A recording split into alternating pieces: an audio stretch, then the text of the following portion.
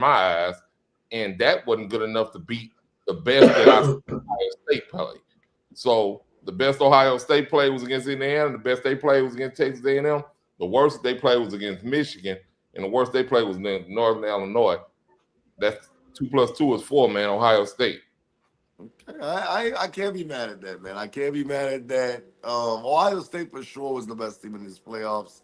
I don't think nobody can debate that. When you Yeah. look at the 12-team playoff, the most dominant team in that playoff was Ohio State. They ran through everybody pretty much. Notre Dame fought back, and Texas had a chance, but in every game you thought the best team won the game. After Like you did, after the game, you had no doubt in your mind that okay, they didn't just slip through. They beat Texas. right.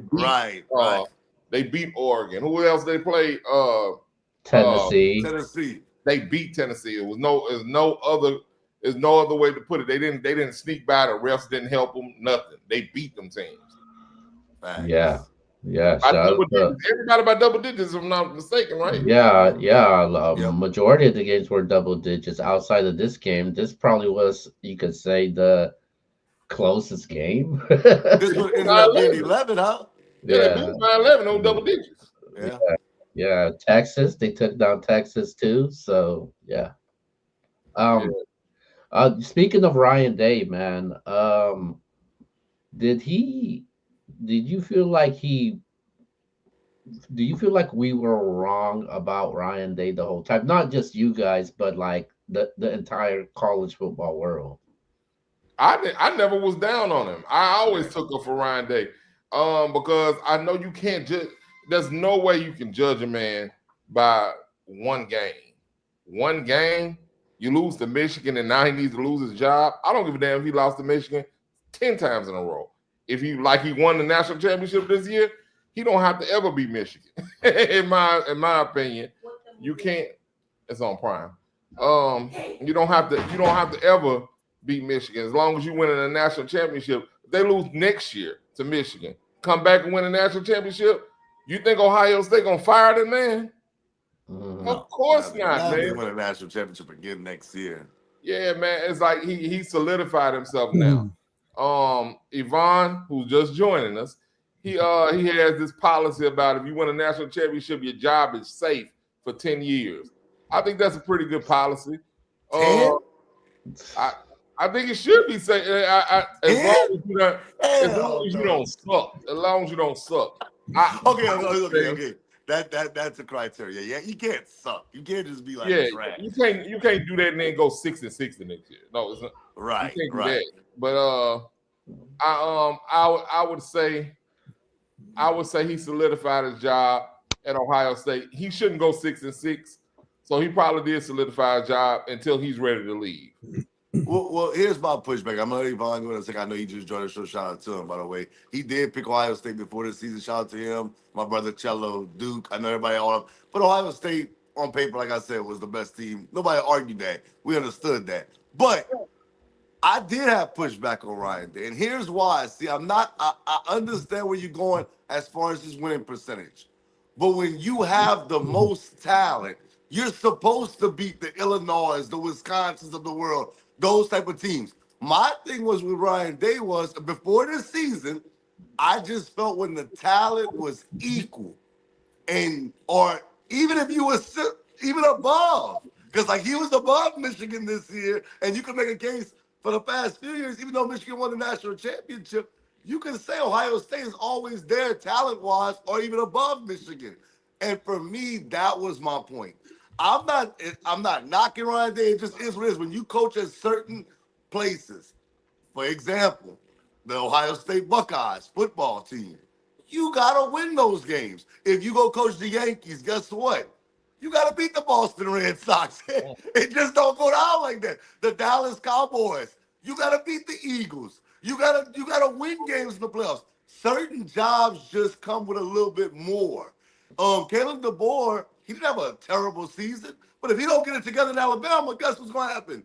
He going to get out of there too, because certain jobs just ask more of you. And that's what I was saying about Ryan Day. It's not Ryan Day's a bad coach, but at the end of the day, you have to beat Michigan. You have to beat teams that's on your level. If you smacking around no disrespect to all my Wisconsin fans out there, Wisconsin and Illinois and Nebraska, teams that you're just clearly more talented than, or Purdue. Like, man, we're not doing that. Like, come on, man. You supposed to win those games. Hold on, let me get in there. I had a conversation with you. I think a couple of days ago on the phone. We were talking about Mike Tomlin, and I feel like Ryan Day is you said there's like certain coaches that you just don't fire and get rid of. Like you said the same for Mike Tomlin. You said the same for Dabo Sweeney. I feel the same way for Ryan Day. Also, I don't think he's a coach that Ohio State gets rid of like that because when Well, you we got was talking. We saw about Dabo Sweeney and Mike Tomlin. They won a Super Bowl national championship. That's where the difference lies. He never won nothing. He didn't beat Michigan. He couldn't win a national championship. That's where my dilemma with him was. the But go ahead. I'm only sorry. the only reason why I defend him because when he wasn't the guy for Ohio State, because remember when Urban Meyer Yep. got sick or whatever happened to him, he was the interim coach that took over, and obviously he did a good job, and they gave him a full extension. So there was no expectations for Ryan Day. Obviously, as successful Ohio State gets, and they continue to win like they are now, there obviously is going to be expectations, and the media is going to put expectations on you and saying, "Hey, you haven't beat Michigan. Hey, well, you got all this talent. Why haven't you won a national title yet?" So Yeah. No, I feel you. I understand what you're saying. And like, say, shout out to Ryan Day, man. What he did in these playoffs is legendary. I gotta give him his credit because you could have the most talent, and we see it all the time in sports. You have the most talent, but you still end up losing. Ryan Day did not only just win the national championship. If we're being honest, outside of Texas, they've dominated everybody. They beat Texas. I don't think that was pure domination. I don't think it was pure domination, but they did beat them, and they were a better team in that game. But shout out to him, man. Hey, he had an incredible run. I just think that at Ohio State, you got to be held to a higher standard. But Mr. Box Office, I know you have a lot to say. You did pick the Buckeyes. You did pick Michigan last year. The floor is yours. We just recapping the uh game and Ryan Day or what? well, the question is about Ryan Day. Were we wrong? Not you, but like the college football world was wrong about Ryan Day. Okay. By the way, see, I'm digging the haircut. No Diddy. Do not put a hat on that thing this week, bro. I got the hairs right there. What's it called? They were the overall media was wrong about Ryan Day, and I wasn't one of those people that said he deserved to go because remember I'm one of those people that always defends Harbaugh for not winning for 9 years, and I've always said that in terms of what C brought up, my rule about if you win me a national title or a Super Bowl, your job should be safe for 10 years. I truly feel that. Think about it. The Saints have one Super Bowl their entire lifetime. The Eagles just got one their entire lifetime. Brady, Mahomes, Jordan, all these guys have spoiled us into thinking Super Bowls and chips are normal and regular. Like that is not a regular thing, bro. That's what people need to realize. That's why I'm like, when you win one for me, no, that's like a big thing for me. Like you're set. And even if you went 6-6, even if Ryan Day goes 6-6 next year, I do not care. You won me a chip, my first one in 10 years. As long as you don't go 6-6 for next 3 years.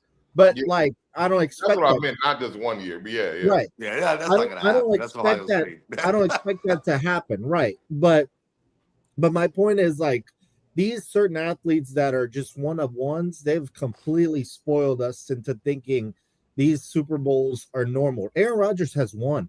Drew Brees got one. Like these are not normal things, bro. And it makes Rodgers and Brees look like, well, yeah, if you're comparing them to Brady, but Dan Marino never won one. Elway needed two in the end of his career.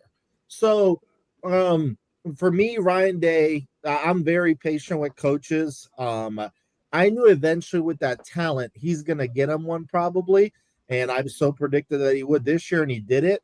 And also the road that he look at all the teams they beat this year: Oregon, Texas, Indiana, Penn State, Tennessee, Notre Dame. Like they also did that.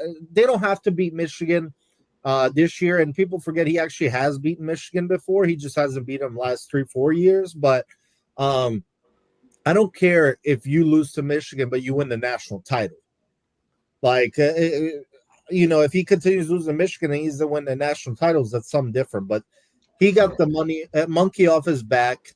Shout out to Ryan Day. He did it with a tough road. They had literally the toughest road when that bracket came out, and they did it. To me, they're also Ohio State's NIL paid off. They paid $20 million for that roster. Yep. Will Howard became the first quarterback since Cam Newton to win a national title as a transfer starter in his first year. So, which, by the way, I think we'll see more and more often now with all the transfers. Look at Carson Beck going to Miami, and that's going to be one. He's not, but I'm just saying this is going to happen a lot more. So, hey, man, shout out to Ryan Day. I thought they'd win it. They won it. Now, had he lost last night, I still wouldn't have fired him because he's putting you in contention and near the chip every year. So I think we got to relax. I understand what X is saying, that he's hired to beat the Michigans, not the Illinoises of the world, but he's beaten Michigan. You're not always going to beat them. Like, you're going to have little losing streaks here and there. We got to relax. We got to pump the brakes. Just let it come. So to me, I'm trying to think who would be the next coach to like really have a microscope under them like Ryan Day is right now. I think Steve Sarkisian. If you don't, Texas has to win one soon. Oh, Brian Kelly, man. Brian Kelly right. For sure. Yeah, especially with the portal. Brian Kelly has it's on him right now. He has to make the playoffs next year. Well, with Arch Manning, that's what I'm saying. For me, with Texas, I mean, I agree with y'all, Brian Kelly, too, because what Notre Dame just did, for sure. But with Arch Manning at Texas, like, there's no excuse now. You have all that money. You have one of the best. I think you have the best recruiting class. It can't happen. Like, you have, like, at some point, and in the play calling late in the games. It's just mind-boggling to me that happens with Texas in these big games. So I do think that Steve is on the hot seat. Not this year coming. Of course, they make a playoff run, but I'm saying it just can't continue to happen where he keeps getting knocked out before the championship game. Do you think Arch stays for both these years? Yes. So a lot of people what I always do around this year is I look obviously at the upcoming draft, and I'll look at the next following draft just for the hell of it. And everyone has Arch in the draft next year. I'm telling you right now, he's not going to be in that draft next year unless he wins the Heisman and the national title, which is possible. But I'm saying I really doubt it because they've shown me through this process. When I say the Manning family, they literally told him, no, sit behind yours for 2 years, learn, take your time. Your time will come. And every Arch interview I watch, they're like, don't you want to transfer? Don't you want to play? He's like, no, like I want to learn. I think this is the right way. So I think next year as a clear starter, I think it'll be the first year. And then he's going to say, no, I'm going to come back for my senior year. I'm going to learn some more. I'm going to have some more fun and play in college and try to win a chip and then go. So I actually do not think Arch will be in the draft next year. Well, I think he's enjoying college as well. Yeah. I think that he's enjoying the experience. And also remember, Peyton came back for his senior year. He did. So I think Peyton will get in front of him as well. Eli only went 3 years. I don't remember. I'm going to look it up. Eli, I think, did 3. Yeah, I think he did 3. I don't think he stayed for his senior year. But I'll throw it out there for y'all. Too early for next year. I do have Texas win the national championship. So I think Arch Manning is they were good this year, really good. To me, Arch Manning's running ability, how he's mobile, that's gonna be the difference maker for Texas next year to me. Right now, if I had to pick a team, I'd probably pick Texas versus Penn State for the national championship right now. Today. That's just today. Now, of course, things can change. I don't By the care. way, You want to laugh, but I'm just going to tell you. I That's looked how I it up. think today. I looked it up. Eli was there all 4 years. Oh, wow. Okay. Eli was there for 4 years, and he played at least a little bit in every year. Well, I mean, every year he played except his freshman year. He took 33 throws, so he played all 4. See As for who's next year, before y'all go real quick, I'm gonna tell y'all. I think the top 3 going into next year is Texas, Penn State, and Clemson. oh wow. I really like Clemson. They're gonna have their senior quarterback, Clay Klubnik Mack. Those receivers were very young. They're gonna be nice next year. I think Clemson, Penn State, and Texas are like the main 3. Georgia's got to figure out their quarterback situation. Ohio State's gonna lose hella talent. I don't know. Alabama, we'll see. The Milrow will be gone. So yeah, I'd say that's my top 3 going into next year. Who's up? Real quick, I know you gotta go to the next topic. I know you said top 3, but who do you I know we're gonna change it. We can change it. But who do you have playing the national championship and winning it for next year? Way too early. I'm just gonna throw it out just for the hell of it. This will change in August for sure when I get some more time. I'll say Penn State wins their national title over Clemson. Oh wow. Wow, okay. But see, y'all said wow when I said Michigan. Ohio State, y'all understood a little more. Like, I think also, and sorry to keep talking so much, but I also think the NIL has changed the North versus the South.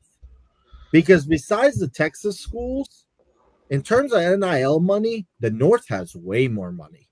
Michigan, Notre Dame, Ohio State, Penn State, they have ridiculous amount of money. Way more than like LSU, Alabama, and all them. Like, no disrespect to those schools or anything. Just like in terms of alumni money, bro, Notre Dame, I also think Marcus Freeman now, especially after this run, those kids will want to play. They keep saying he's made Notre Dame cool again. I believe that. Like Notre Dame, Michigan, Ohio State, Penn State, they have ridiculous amount of money. Yeah. I know Oregon's on the West Coast, but Oregon right. too. They're the Big Ten. Right. Right. Go ahead, Steve. Who's your favorites? I hadn't really given it that much thought, man. LSU, Texas. Oh. Yeah. I actually would say that, but them both coming out the SEC, I don't think they'll. Well, with the brackets, I don't think it matters no more. I'm saying I don't think that I think that they'll put the brackets to where they'll end up meeting before they get to the championship game. I think it's designed for They do have to change it. They do have to change it. Yeah, I don't think it's designed for 2 SEC teams to meet in the championship. And I'll go LSU and Penn State. Okay, so you're gonna let Penn State, yeah. Drew Aller is just by his pure size and how far they went this year. I think that they could come back and do a little damage next year. They're bringing back their running backs too, but they just gotta replace Abdul Carter and Tyler Warren, who are huge for them. Yeah. I think it's doable. I think it's doable by them the conference they're in. And I think that Michigan is going to take a step back. Ohio State is going to be still consistent, but I think it'll be between them and Penn State. And the winner out of that will probably be in the national championship game. I want to know who's going to be Oregon's quarterback. Are they going to roll with the young kid Dante Moore, or go with Dante Moore? I think they're going to get Quinn Ewers. No. Quinn is going to the draft. They said that he's going. He already said it. He declared. And Terrence Johnson came out and said before they played Ohio State, he said Dante Moore is you. He's not even like, I know he's on the second unit, but they were like, he's just as good as Dylan Gabriel. He's like, there's like no drop off. Really? Nah. Yeah. So I think Dante Moore's gonna be the guy next year. I don't know, man. I didn't know Ewers had already declared though. He did. He's gone. Well, I mean, that's good, I guess, for him. But I don't think. How do you think he's going to be in the NFL? I think he's a backup right now, but it just depends on the fit. I think he's a late second round, third round pick. But I think it just depends where he lands. I think he could be successful if he landed with like a Sean McVay or something like that. But if he goes to Vegas, he's set up for trouble. So I don't think he's a long term starter. I don't. I Keo, can who's see him you? being like a backup in Jacksonville or something like that. Yeah, I can see it. Keo's gonna say Miami versus Texas. I know Hold on, because man. Keo likes Carson Beck and he Hold likes on. Coach Be Manning. quiet for a second, man. I'm gonna give you my favorites. My favorites, obviously is I think the clear favorites is gonna be Ohio State. They got Caleb Downs Yep, returning. that's a fact. They got Jeremiah Smith returning. Yeah, Um, crazy uh, number 4. Tavian St. Clair. He was like the top rated passers as far as recruiting goes. And when it comes to quarterbacks, man, Ohio State could just throw a quarterback in there, and it's never been a problem when it comes to Ohio State football. They are losing their two top running backs. They are losing Ibuka, but you know, they're unlike some schools. Um, Ohio State don't rebuild; they reload. So that's one thing about Ohio State. LSU too, though, man. I didn't forget that. Uh, Texas, Texas is definitely a favorite, also, man. I definitely like Arch what Arch Manning is gonna do for Texas, and we did see a small size sample what Texas is capable of. They are returning Anthony Hill also on the defensive side. I think Colin Simmons is coming back. From what I know, they Yeah. losing their two receivers, Golden and Isaiah Bond, but they did do a good job in the transfer portal. But my third team, man, it's the Miami Hurricanes, man. That's right. Like, we all know that Cam Ward is gone, man, but you still got the superstardom of Carson Beck, man. He moves back to back to the South from Georgia, and he's trying to keep. Miami had one of the top offenses, man, and when you have a star power, a quarterback pedigree, a guy like Carson Beck, man. I think this is going to be a really good team, though, and I think a lot of teams is overlooking him, overlooking this team. They did hire a new defensive coordinator. I think their defense was probably the worst part because teams were scoring against them. But a sleeper of mine that I would uh, look out for that people not be may not be paying attention to is the Auburn Tigers. I think Auburn is they're gonna scare some people this year, and they got one of the best quarterbacks from the transfer portal. Actually, they got two quarterbacks from the transfer portal.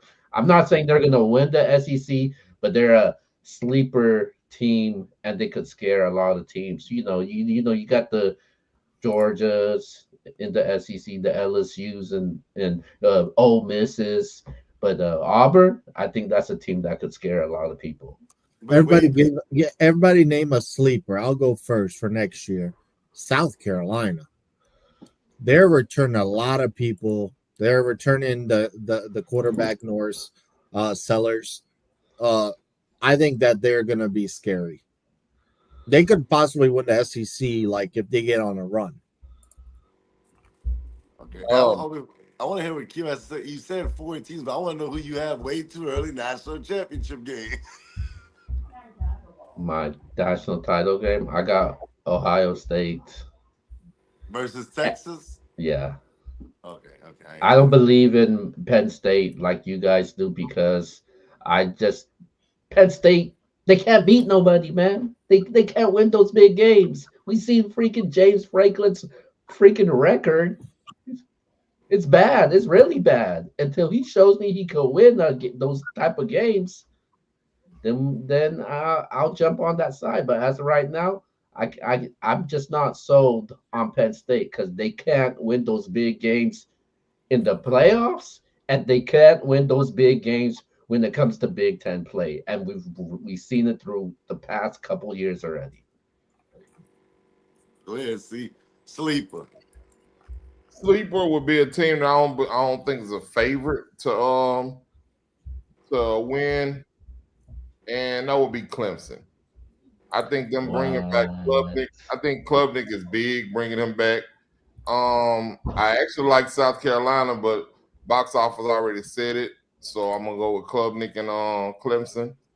I think they got a good chance. I don't think there'll be anybody's preseason pick to win it, but I do think that they're gonna make a little noise, um, winning the ACC and making the playoffs again. I ain't mad at that. I like both of y'all picks, South Carolina and Clemson. And I'm gonna throw two teams out there. I don't think that one of them you're gonna say I'm biased, but I really think LSU's gonna be good this year. I do. I You see. think they're good every year. But Yeah. I'm big on quarterbacks that are high up there. Like if you have good quarterback play, and I think Nuss having that 1 year under his belt as a starter, coming back this year, I think that's a big one. Will Howard wasn't the greatest quarterback at K State, but a good quarterback. Went to Ohio State with all that talent. So I think LSU's a sleeper. I'm not saying I didn't even pick them Uh, to get a national championship, but I also think Oregon. I think people are just basically writing uh, them off because they lost this year. I I think they're gonna don't be good next I year. don't think I don't think I don't think LSU should be a sleeper. I think LSU should be a team that people should pay attention to because next year there should be no excuses for Brian Kelly and LSU because they're returning a lot of players. We've seen what Brian Kelly did in the transfer portal. They hit hard with the transfer portal, man. They hit got a lot of top players in the transfer portal, and um and I think this is a good LSU team. I think a better LSU team. I think the defense will improve also. And the offense is going to be the offense as long as you get a running back, like I've been saying. Man, they got Caleb Durham, bro. Like, don't do that. He's a freshman, and And, then and I then will. and then the number one and then they got the number one running back in the but country. running He's back a across Harlem freshman. Berry. Yeah. Yeah, you tripping? I Oh, actually really like Durham. me too. I don't know Yeah. why he's laughing. Durham was really good for them this year. Like, I think he was a Like freshman that's too. crazy. The And Um, as only far as time you he saying didn't not do a well is when we abandoned the running game because we were down so much to Alabama. And Yeah, I think when you say sleeper, I think that LSU may be ranked behind South Carolina and Clemson to start the season. So I don't know if you want me to go deep sleeper. Somebody has really no chance of winning the national championship. I think another interesting team is SMU. I think Jennings might. Um, Hey, listen, I know they got blown out. I understand that, but confidence. Once you start winning and you start building, now they have something to build on for next year. I don't think they're gonna win the championship, but he said he wants a dark horse. LSU's not one. Okay, well I'll throw SMU out there. I think SMU bringing back Jennings for next year. Um, they could be dangerous. what it, about what do y'all think about teams like Ole Miss and Texas A&M next year? Y'all, how do y'all think they're gonna fare next year? so I mean, I'm a little sketched out by teams like Ole Miss that are losing quarterbacks. I got to Mhm. know like who the quarterback is. Are they getting a transfer? Are they like starting off with a freshman? I feel Right. better about A&M than I do Ole Miss because at least I know who their quarterback's going to be. Yeah. yeah, they did send in the transfer portal us Marcel Reed some help for next season though, so he'll have some weapons on the outside. So and then our Ole Miss, they were Lane Kiffin. He thinks he's the king of the transfer portal. Mm. But he had a huge impact also on the transfer portal. So we'll see. Also, another SEC team, Florida with Lagway. Lagway looked Yes. really good at the end of the year. Really good. I think they're gonna be ranked high to start the season. I do. Also, if I need to get y'all any bit excited, week 1 is ridiculous. They've got this might be the best week 1 slate I've Yeah, ever who's seen. LSU playing so I can pick the opposite because Here- they're Go home ahead. next week. Go ahead. Here's some matchup. Virginia Tech versus South Carolina. That's good. Notre Dame plays Miami. Yeah, the Uh-oh. big show. This is The an big interesting one. dogs. This is an interesting one. Alabama plays Florida State, who will have a lot of pressure on them. LSU Clemson and Texas Ohio State rematch. Wow. Week March- one? March Well, Manning's first start as the clear starter is at Ohio State. Oh man, their first game as a defending national championship. I got Texas. Wait, I do wait a I'll say minute. that right now. I do And I too. won't back off of Wait, that. wait. I don't want to hear who you got. I want to hear the champ, Mr. C, man. You're going to have to defend that Picks title for next year, man. He's going to start 0-1 with LSU again. Yeah, I got Wow. LSU right now. I got all my picks right now, baby. I'll tell y'all closer to the time. I can't pick that one yet. And I got Notre Dame beating Miami. Oh, come on. I got Notre Dame beating Miami. I got that one. Me too. Really quick though, man. So just to end this college football recap, man. Give me 3 things that you guys are gonna remember the most from this 2024/25 season. Okay, well, that I called the Ohio State victory. That I will remember. I will remember how everything changed for Ohio State losing to Michigan when they were huge favorites, and honestly, that's when everything changed. Everyone was attacking Ryan Day, so I'll remember that. I'll remember that Travis Hunter had a very overrated Heisman year, comparing him to Heisman winners. Wow. Like I first off, I had Genty as the Heisman.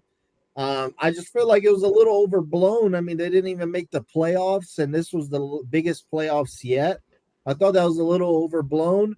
And the last thing I'll remember,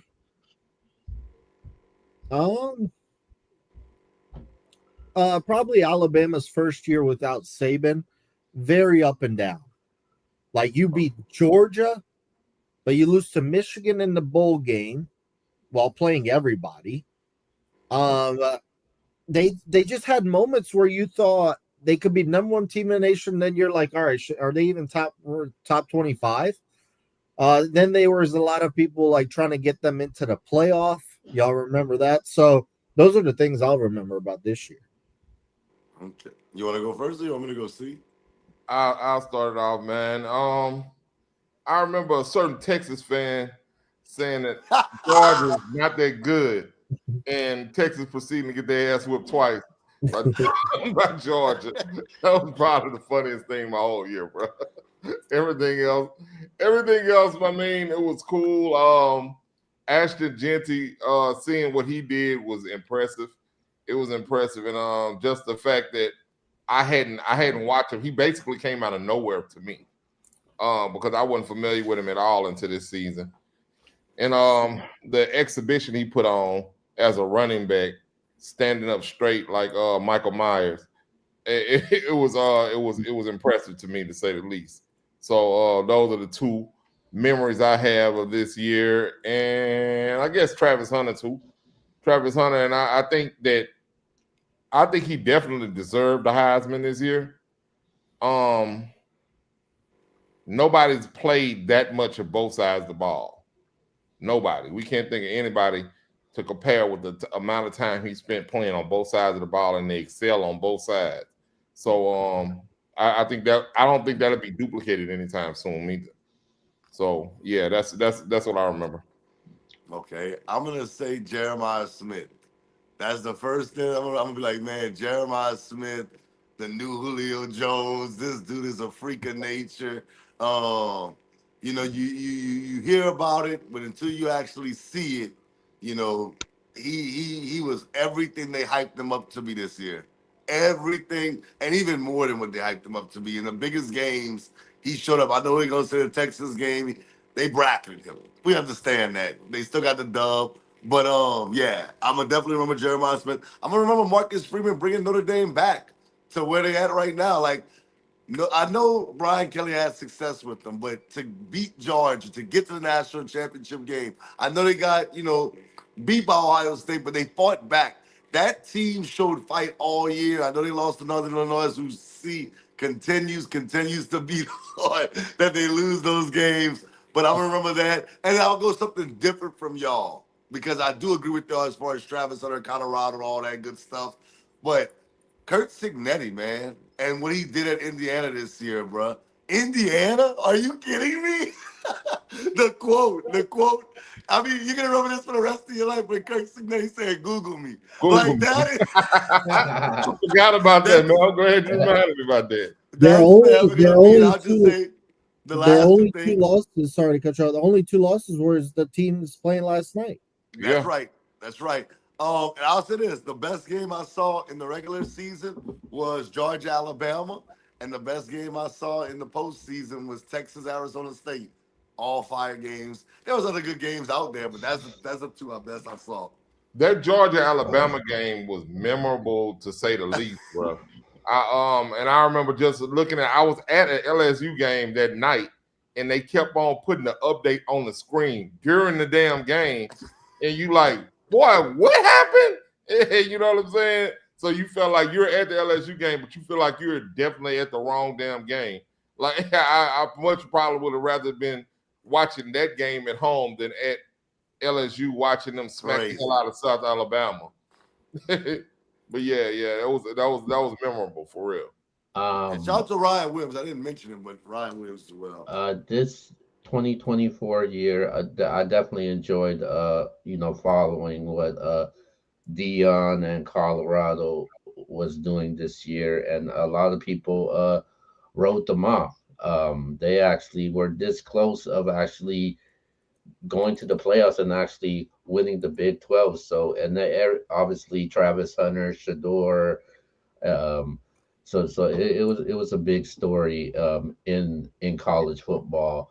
Alabama and Georgia game. That was my favorite game to watch. It was a tale of two halves, man.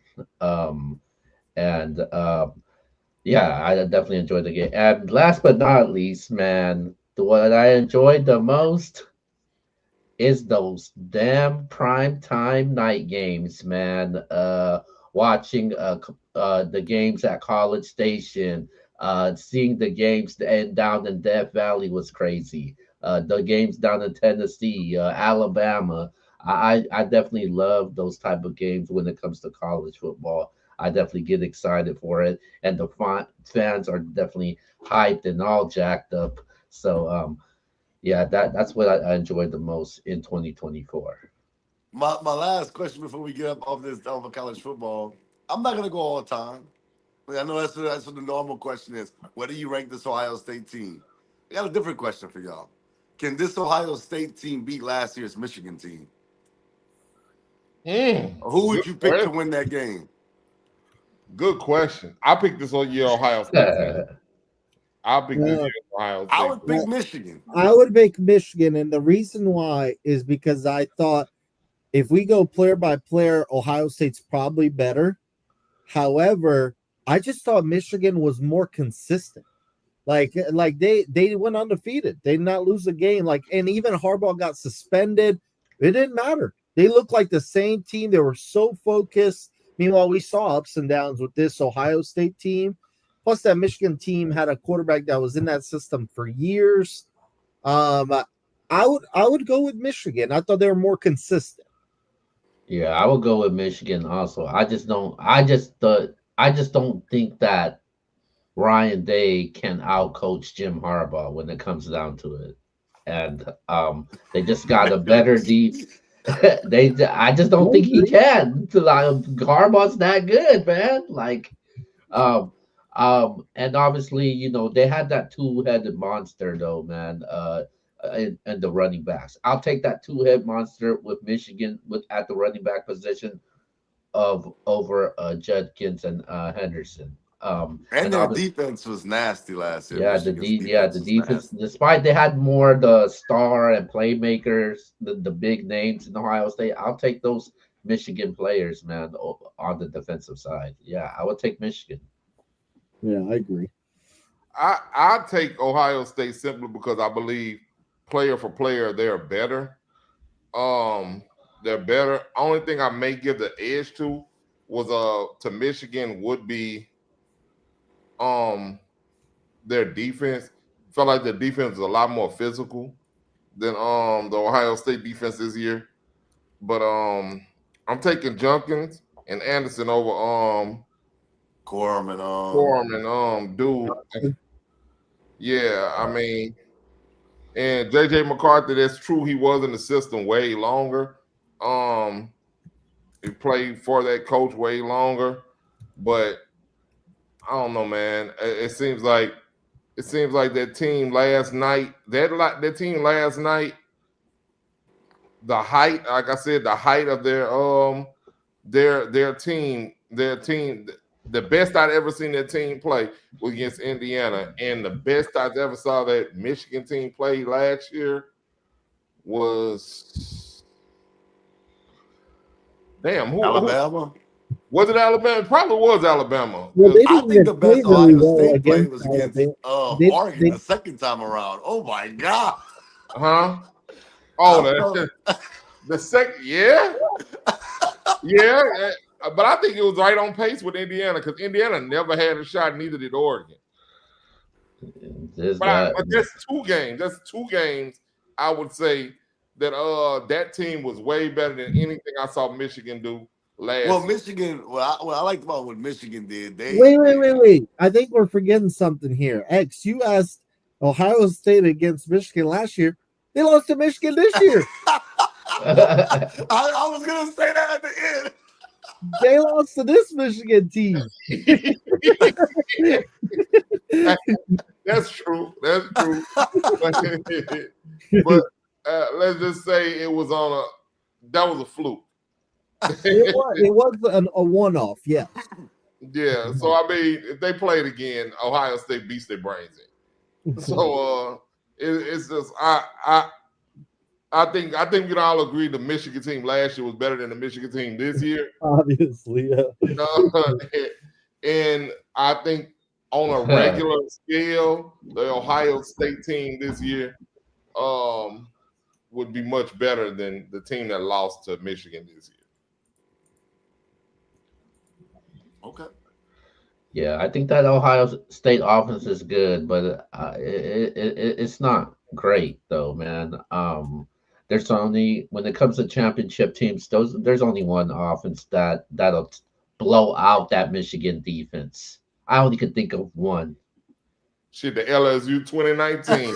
Oh yeah, That's exactly who I was talking about. I don't think no defense can stop that. But let's move on over, guys, to our next topic, man. And we're moving over to the NFL, man. Obviously, the divisional rounds has concluded. Championship week is actually this week.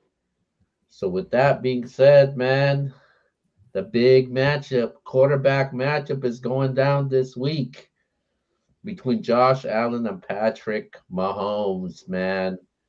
What I wanted to ask you guys is how much pressure does Josh Allen have this weekend to finally beat Patrick Mahomes and the Kansas City Chiefs in Arrowhead?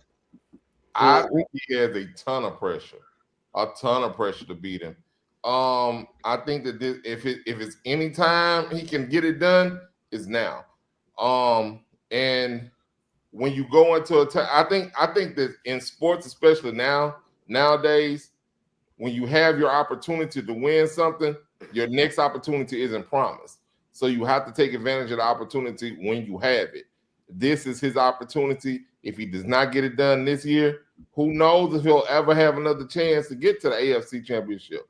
He might not even make the playoffs next year. A lot of people didn't have him in the playoffs this year. Me.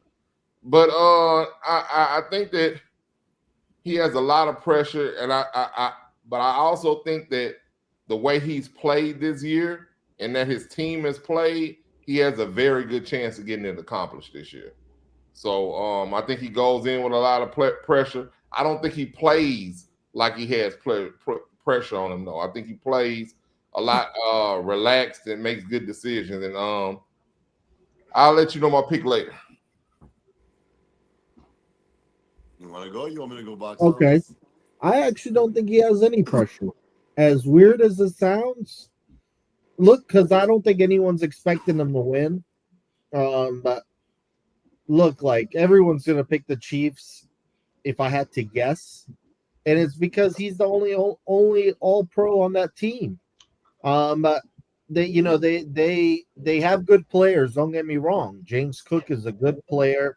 But Amari Cooper has been there, but they don't have the chemistry yet, and they don't even play him much. They don't throw much his way because the chemistry is just not there. But other than that, on the offensive side, no one expected that out of Shakir this year. Coleman's a rookie. He's on and off. One minute he's producing, the next minute it's like he's not even there. Dalton Kincaid is a good tight end. He's not a Pro Bowler. But the defense, Von Miller plays like he's 69 years old. He's not the old Von Miller.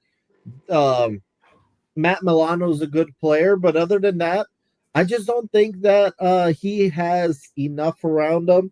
And honestly, salute to Josh Allen for even getting this far. I really think that he's carried this team on his shoulders. I remember preseason. X asked the question in here. He said, "Would y'all be surprised if Buffalo's in the Super Bowl?" And I said, yes. And I think all the rest of us three all said yes. And the reason is because we thought that, not no disrespect to Allen, we knew how of a stud he is, but because we thought he was losing Diggs, we thought the AFC East would be tougher. We didn't expect Buffalo to be this good. So, look, I really do not think a lot of pressure is on him. I don't think anyone's really under pressure in this AFC title game, to be honest, because I think Buffalo has overachieved, and the Chiefs were expected to be here again. And even if they lose, it means nothing because they've just won 3 Super Bowls in the last 5 years. So in a weird way, I don't think anybody has pressure in the AFC title game. Okay. Well, I disagree with box office on that one. Only because I just feel like she said, you got to take advantage of these moments. Lamar let it pass last week.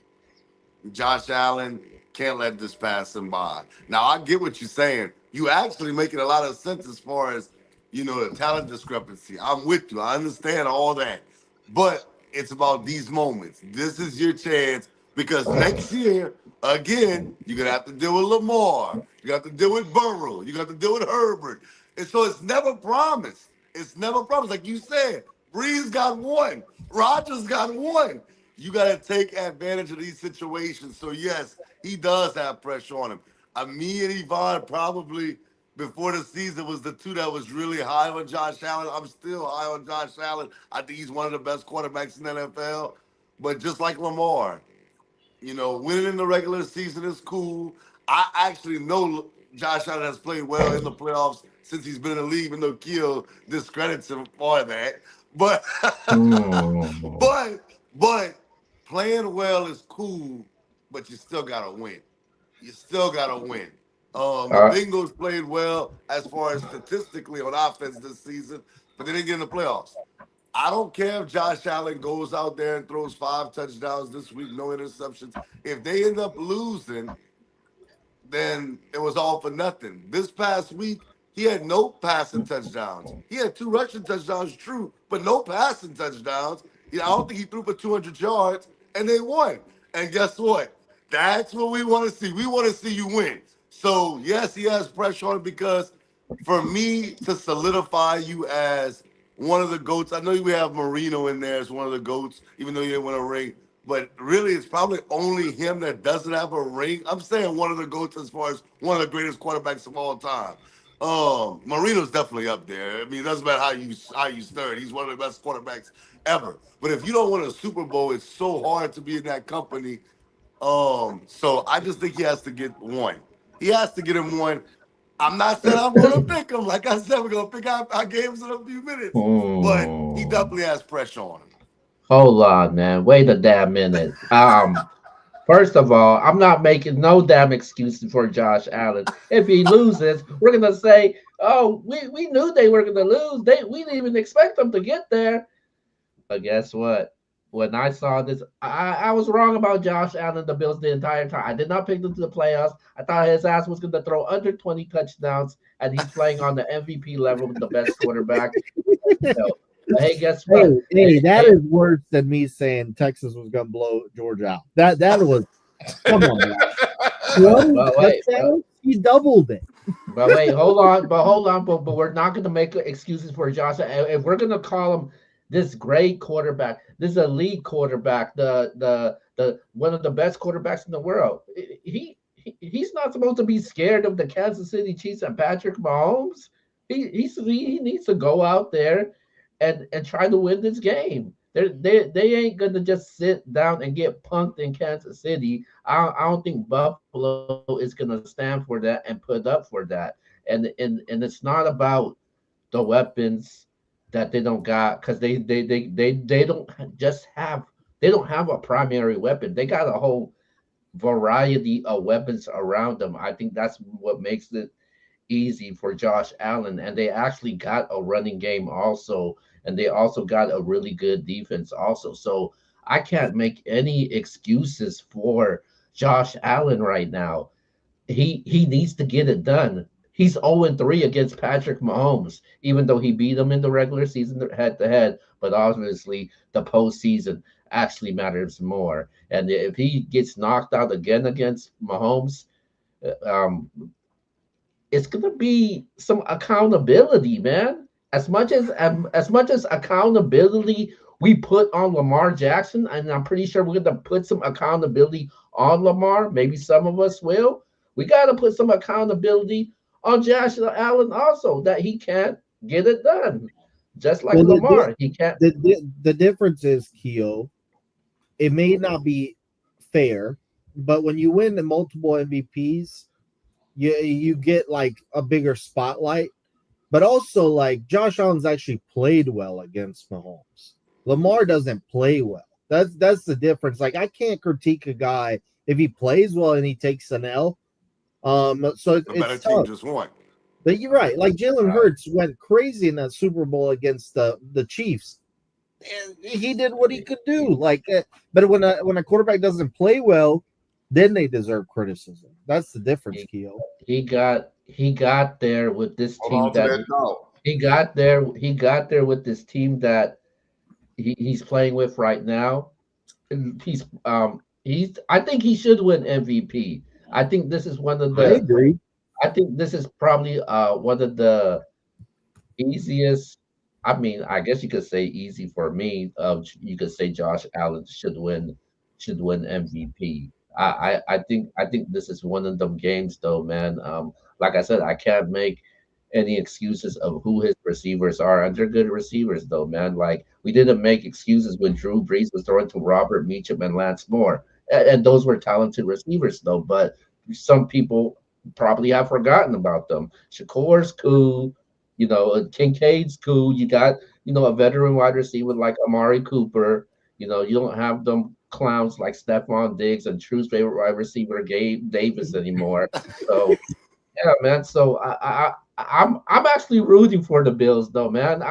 Because I'm sick and tired of the damn Kansas City Chiefs in the damn Super Bowl. So I hope something changes for once. So we'll see though, man. For the Commanders and the but I do think that there is pressure on Josh Allen in this game though, because if he gets it done, then the energy is going to be different. Go Bills! I agree. Hey, let me just interject this in here, man. I knew you wanted to. Like, there you go. No, man. This probably ain't what you expected. Dan Marino's not in my top 5 all time. Mine either. That's disrespect. I'm not saying he's not top 5, but you can make a case he is. I may have him in my top 10, but I have to sit down there and write it down to do it. But I don't have him in my top 5 for sure. I agree with C. Who's your top 5? Just Off wanna top of hear my this. head, I will go. This is easy actually. I'll go Brady, Manning, Montana, Mahomes, Rogers. No, mine's a little different. I got Brady. Oh, I don't know. I got I don't Brady, know. Brady You can repeat Montana, for Elway. Brady Montana,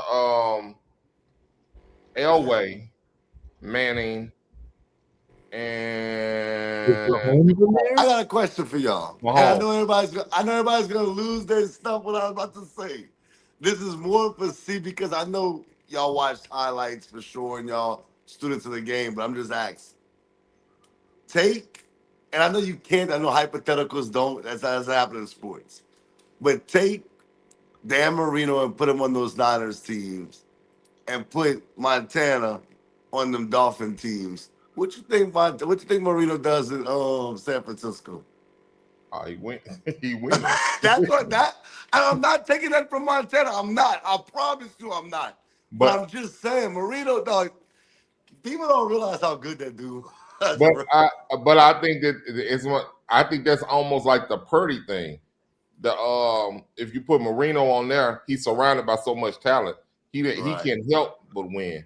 But I actually think if you put Montana on those Dolphins teams with Mark Duper and Like all them boys, Clayton and all them. I Clayton, got all it. them boys, I think he may win one. I think that he was just that good. I But think beat the Niners, beat the Giants, bro. That was some teams back then, yeah. I don't know that I think he was just I actually think he was a smarter player than Tom Brady. I think he was I a just smarter think player. Marino played in that era where, I mean, if you look like he said about Josh Allen, Marino was kind of like Josh Allen is right now. Like Mhm. he didn't have Jerry Rice, John Taylor. He didn't have what all the other quarterbacks and teams had. Like the Giants had that incredible defense. You know what I'm saying? Like it's Yeah. just I'm Well, looking at Marino. I'm saying to myself, Marino is nasty, bro. here's another one for you. Put Josh Allen with Tyreek Hill and Kelsey and Right, Andy Reid. right, right. Yeah, but I would say Dan Marino had Don Shula as a coach. That's So true. That is true. so you know what I mean? The talent around him, he had some talent around him. I think he should have done better than he did. Well, okay, I'll say this: Duper and Clayton, they're cool. They're not Jerry Rice. They're They're not not. Jerry Rice. They're not Sterling Sharp. No, They're they're not Chris Carter. They're not. They're not. You're absolutely right. But I will say, I say that he could have done more with them than he did. He was in the AFC at that No, time. didn't he throw for like 5,000 yards back then? No, Yeah, think about how crazy that is. yeah, but Okay. those are the calorie yards if you ain't winning nothing, man. I Okay. just said that. Don't matter if you didn't. But he lost. You know, he lost to the. I mean, he beat the Bears. I lie. He beat the 85 Bears. That's You where beat that the one Bears. loss came Oh, from. okay. Yeah, Now fast forward to it, man. What are you trying to say about Josh Allen, man? What were you trying to say? his ass better win. So you feel like there is a lot of pressure on him? Yeah, Okay. All right. because just like you said, Marino beat the 85 Bears that year. Marino actually went to the Super Bowl and played. I think he went to the Super Bowl his Montana. rookie year, his first year. He I Played lost. believe. Montana, yeah, He lost to Montana. and he Yeah, lost so I mean, and never sniffed the Super Bowl again. He went to the AFC Championship games other than. the worst was when they lost to Jacksonville, bro.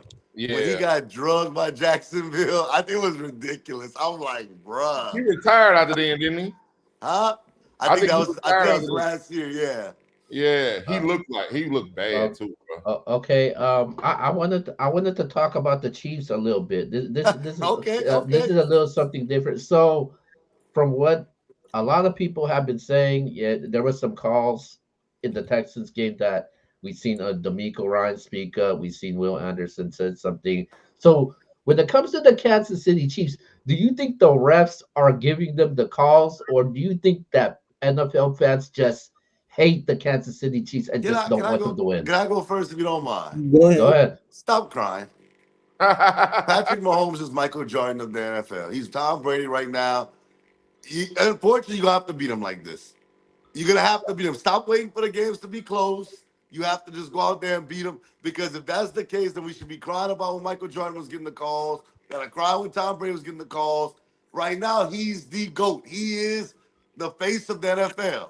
He's gonna get these calls. At the end of the day, I'm tripping right now. How many points did the Texans score in that game? What game? The Oh, game the just Texans. not the Texans. Yeah, the Texans. It was the Texans they just played. Yeah, the 13, Texans. 14. 15. Yeah, Yeah, come on, 14. man. You gotta score more. You gotta score more. You gotta score more. I don't want to hear nothing about all that. There's some calls that are made. He's gonna get the close calls. He's Patrick Mahomes. You may not like it, and I get it because when it's not your guy, you're not rooting for him. You're like, damn, why he gets all the calls? But it's Patrick Mahomes. It is what it is. I'm not saying it's right. I'm not here to make that case. I'm sitting there telling you he's earned this right now. And I'm not saying it's right, but he's the guy. He's the guy. And he had to overcome certain things to become this guy. And you just got to overcome it to beat but him. do you agree with the calls though? Do you I agree don't with them? agree with half the calls he Okay. All right. Cool. Okay. I'll go next. So one thing about me is you'll never have me come on the show and say my team lost because of the refs. I'm really not that guy. And Wow. I hate when some of these people text me, these casuals, and they're like, bruh, they get all the calls, and it's always like it's always about the refs.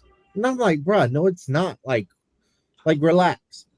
However, I will say this: it's not so much about the calls the Chiefs get because I see it. I see it, and I thought that was a bad officiated game with Houston. Go when y'all get some time. Go watch highlights of both the Chiefs Niners Super Bowls, both of them, bruh. I swear to God, I remember watching both of those Super Bowls, sitting there, and what really pissed me off is not the calls the Chiefs were getting; it's the calls the Chiefs weren't getting called. They kept holding Bosa. They kept holding Buckner in that first one. Like, I just feel like their offensive line gets away with a lot. I really do. And even Bosa came out for that second Super Bowl in the interview process, Super Bowl media day or whatever. And he was like, I hope they freaking call these holding calls this Sunday. They still did that. Bro, I just think I get what you're saying, X, about he's Jordan. But like, and I understand they're trying to protect the quarterbacks, but don't protect his offensive line. I think it's a little ridiculous, like how much they hold and like false start, and they get away with that. So if you want more proof of it, go watch both the Niners Super Bowls with them. I thought they just got away with hella holding calls. Hella Okay, but the holding calls. first one, that's the one they blew the big lead in. So I mean, like I understand what you're saying, but the Niners, you had to lead in the fourth quarter. You gave it But away. but Tyreek Hill caught a pass on two people. Like, but see that's the exact play I was gonna mention. Go look at that play. Bosa is getting is in a headlock. And I'm like, bro, like I'm really not the guy that's like, you're well, the not saying ref. they won because of that, but you Right. just saying like they missed some calls. But Jimmy Garoppolo had a chance to win that Super Bowl. He Just did. make the throw. I agree. I'm just saying it is a little frustrating though, especially imagine if you're that D lineman. Nah, And I get it. if you're that D lineman, you're like, bro, this is annoying as hell. Like I swear, Bosa and Buckner and Armstead, they could not get to Mahomes at times because they were being held. So I don't even know what to say on this topic. It's frustrating. It's annoying.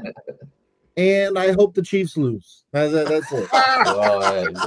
Go ahead, see. All right. So as a coach, I've never been one to allow my players to complain about the referees. Oh man, oh no, he holding me. Hey, snap his hand. Get around him. You can't fuss with the refs. If anybody gonna fuss with the refs, I'm gonna fuss with the refs. With that being said, yeah, the Chiefs get away with murder out there, bro. Chiefs get away with murder out there, bro. And the thing about it is, you gotta accept it. You gotta accept it. They're getting the time. Mahomes is getting the Tom Brady treatment now, and there's nothing you can do about it. It ain't nothing you can do about it, bro. You can't hit Mahomes. Anything that goes toward if Mahomes is going to get the benefit of the doubt, and the Chiefs are as well because they're Mahomes' team. Remember, I remember everybody used to hate the Patriots getting all of these calls. Guess what? These are the new Patriots. Get used to it. And I think the only way you can beat them, you have to just beat them decisively, because not only do they get the calls, they also get the breaks. they get the breaks as well. Like the things just happen. It happened for them. Go ahead. I'm sorry. Go ahead. Bring back the Raiders game. The Raiders game. The refs had nothing to do with them losing that game. I mean, them winning that game. What's the quarterback's name? He just wasn't paying attention to the damn ball. Things just happen to bounce their way, bro. And we got to get used to it. It's like it is annoying. I could imagine. I don't remember the Bosa thing, but I could imagine it being held. I played defensive end. I remember getting held in one game against Ruston High School. The boy held me every play, and I damn near was crying. I was so pissed off because I couldn't get him to stop holding me. But they can call holding on every play. I'm not side with the Chiefs. I'm just saying. Also, X, you're talking about you still had a chance to win. Well, the Saints still had a chance to win against the Rams. Was that not pass interference? I was getting to pass. I was getting to that. They still had a chance in overtime. They did, but that was a clean. There is no overtime. They call it holding. That was ridiculous. That's what I'm saying. See, that's what I'm saying. That was a clean play, man. Oh, come on, Theo. No, but I mean, when we're saying that was too obvious. That the Saints call was too obvious. These things, they aren't as obvious as that play, and it's too many. It happens too many times to them, for them. And but here's my pushback today. And y'all know, like I said, I see what y'all see. I'm not saying there's no penalties. Okay, let's talk about the Patriots. I'll go back to the Patriots because that's fresh. I know it's older, but I'm kind of thinking about it right now. Atlanta, you gave up that big lead. Seattle, you threw the ball on the 2-yard line. That's your fault. We can talk about whatever you want to talk about. You did that. So at some point, you gotta make the plays. You gotta make the plays. That's all I'm sitting there saying. I understand, Brady, Mahomes, and if we go to the NBA, you may feel like LeBron or Jordan or Kobe gets these calls. But dog, we're not gonna just say that's the reason why you lost. You had other opportunities to get the dub, and you blew it. You blew it. All y'all have a computer in front of you. Literally, open up another tab, YouTube, Mahomes Tyreek Super Bowl. It'll pull up that play and watch Bosa. Hey, man. When it comes to that, by the way, shout out to Trench Bomb Media, Trenches Battle League. Shout out to those guys, by the way. And let go my ego. But when it comes down to this, and I've been hearing it more frequently when it comes to the refs are helping out the Kansas City Chiefs. I've been hearing it more, and sometimes I do think that is the case, that they are getting the calls towards their way. But you got to think about it, man. You got Patrick Mahomes, like X in the face of the NFL, one of the most popular athletes in America today. And obviously his best friend is Travis Kelce. And obviously you know who's attending the damn games. Taylor Swift. It's bad enough. It's bad enough where she already has freaking Caitlin Clark hypnotized attending the games with her. So obviously you got all of that in motion. They showing the cameras to Taylor Swift, and obviously the Chiefs are gonna get the calls. They're the Super Bowl champions. Mahomes is that guy right now. He's getting the Tom Brady treatment right now. He's gonna get those calls, and there's you're just gonna have to beat the Chiefs. You can't make no mistakes. You can't put yourselves in that position. It's bad enough. See, I mean, how are you going to defend CJ Stroud getting sacked 8 times? I mean, what is their excuse for that? Um, and obviously they weren't moving the ball well at all. And the Chiefs, man, they just beat you in different ways, and you're gonna have to find a way to beat this team. And as of right now, man, the way that the Chiefs team that I see, I think they are getting the calls, and I think the more that they win, I think NFL fans just continue to hate the Kansas City Chiefs, and they just don't want them to win because there was a time where people were just getting tired of the New England Patriots, like in the Super Bowl every single damn year. Like people were getting tired of that, man. And obviously they called them cheaters, and the stuff that they got their themselves, the situations they got into with the Tom Brady and the Spygate and all that. I mean, the Chiefs ain't in situations like that, but obviously, when you got a lot of these elements surrounding the Kansas City Chiefs, you got to take them down, and you can't be complaining. No You That's just one got to thing. beat them. That's one more thing that makes that pass interference call so bad. The Saints was gonna go beat the hell out the Patriots in the Super Bowl that year. Don't do And that, Yvonne. Don't do that. Don't instead, do that. instead, we see the Rams go in there and can't score a touchdown. Get the hell out of here, man. Hey, wait, Ron, weren't you the one that earlier saying you said that you can't stand when NFL fans complain about the game and blaming it on the refs? And that No, it I didn't say seems that. no, no. Yvonne said that. Yvonne said that. Yeah, when it's like a constant thing, and these people, these casuals that don't watch football, text me every Saturday or Sunday, bro. Look at how they're getting away with this. And they do that every weekend. Like, So, I hate that. like when it's so like what every happened with this? weekend, leave me alone. Like it's So, no so what? So conspiracy. what? So what happened with the Saints and Rams game? Is that excusable? Oh, that was clean as day. Uh, Man, I'm no, not even no, doing this. I'm not- that was terrible. I don't know who that ref was and what happened to him after that. That was terrible. I was sitting there watching on my TV, obviously happy it happened, but I was like, bro, this is robbery if I've ever seen it. All right, man. Let's. I was more surprised that he was. I hate to put it like this, that he was able to make it out of New Orleans alive. I was utterly surprised that happened because Saints fans are crazy, and I just don't have a homicidal bone in my body. But some of those boys in New Orleans, they do, and they love the Saints. So I was like, I don't know what kind of security he had getting out of that dome that night, but hey, those guys need a raise because they had their own life on the line protecting him. I agree. Also, like since we mentioned the Chiefs, remember that Super Bowl against the Eagles. It came down to that last play. It was like, was Bradbury holding Juju Smith? Remember, that was a big thing. The next day, we all were covering it. Was it holding? Was it not? Like I said, I'm not one guy that's always like, oh, the refs stink, this and that. But if when it happens too much with the Chiefs, it's like, all right. Because one thing about me, I was tired about the Patriots. I hate the Patriots, but I never remember them getting away with a lot of calls, though. I really don't. It was just simply they What about the executed hit? better. What about the hit Chris Jones made on Brady, and they called it roughing the passer? You don't Yeah, think that was a bad they got the call? dub. Yep. That was a bad call. There was another rough in the passer this week. Who was it? And it was awful call.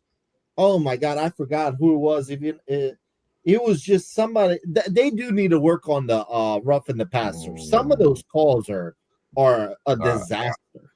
All right, man. Let's move on over to our next topic. Let's move on over to our next topic, and we are here going to be talking about.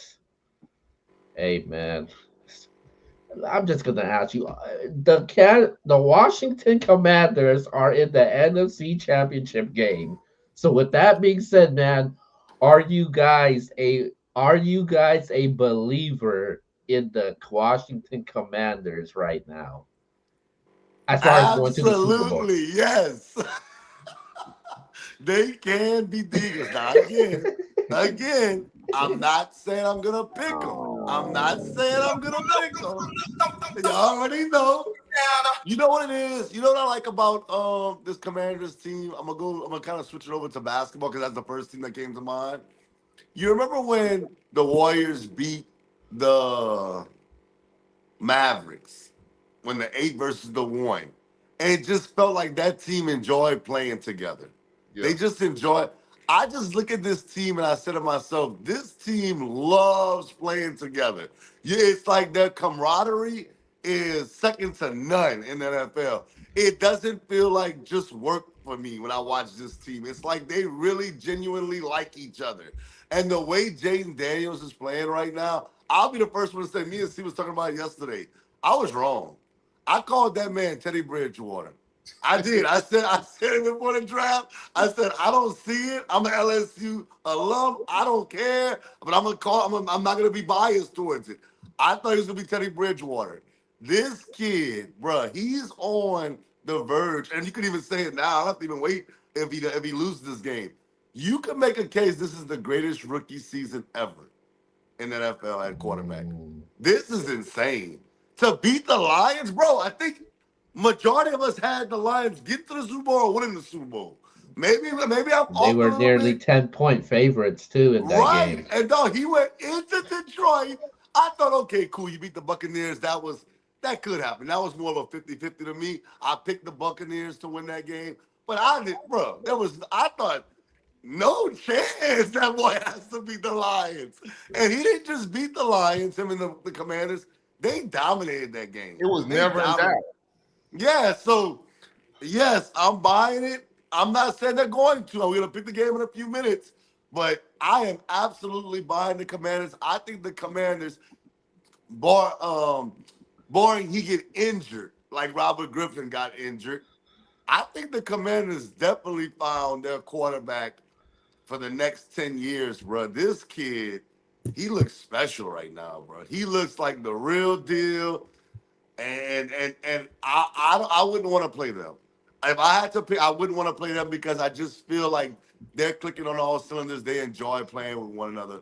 And it's gonna be a good game. They split earlier this season. We'll see what happens though. Okay. I am not a believer. I am a believer in Washington's future. Okay. I'm not a believer right now. They're not winning the Super Bowl. Look, they're not. Great run, great rookie year for Daniels, one of the more memorable ones. Um, uh, and a huge upset beating the Lions, which, by the way, destroyed every single parlay of mine. But they're not winning the Super Bowl. It's simply because I think this stage will get to Daniels eventually. Somebody's gonna have a good game plan for him where he needs to grab himself out of a hole, and I don't see it happening. Maybe they get by Philly, but I still can't see that. I can't see Daniels outdoing Mahomes in the Super Bowl. What about Josh Allen? With the Um, lack of talent around him. That's what I'm saying. With the lack of talent. I still think he's another year away. Okay. And that's no slight because he's had a very memorable rookie year. No rookie quarterback starting has won a Super Bowl as well. I don't think it's going to happen here. I'm not sure if it's ever going to happen. But it's very hard. Usually, we've seen these runs before. Ben Roethlisberger got to the AFC title game his rookie year, but um, I just think that the lights get brighter the more you move on, and maybe he wins the Super Bowl one day, but it won't be this year. So I'm not a believer, but I am a believer in them long term. All right. So let me clear this up for y'all. Um, last week I picked against JD5. I picked Everyone against did. him. Just simply, but that was me overthinking it. My heart said go with it. You know what I'm saying? My heart said go with JD5, Heisman J, as I like to call him. But I believe this boy is special.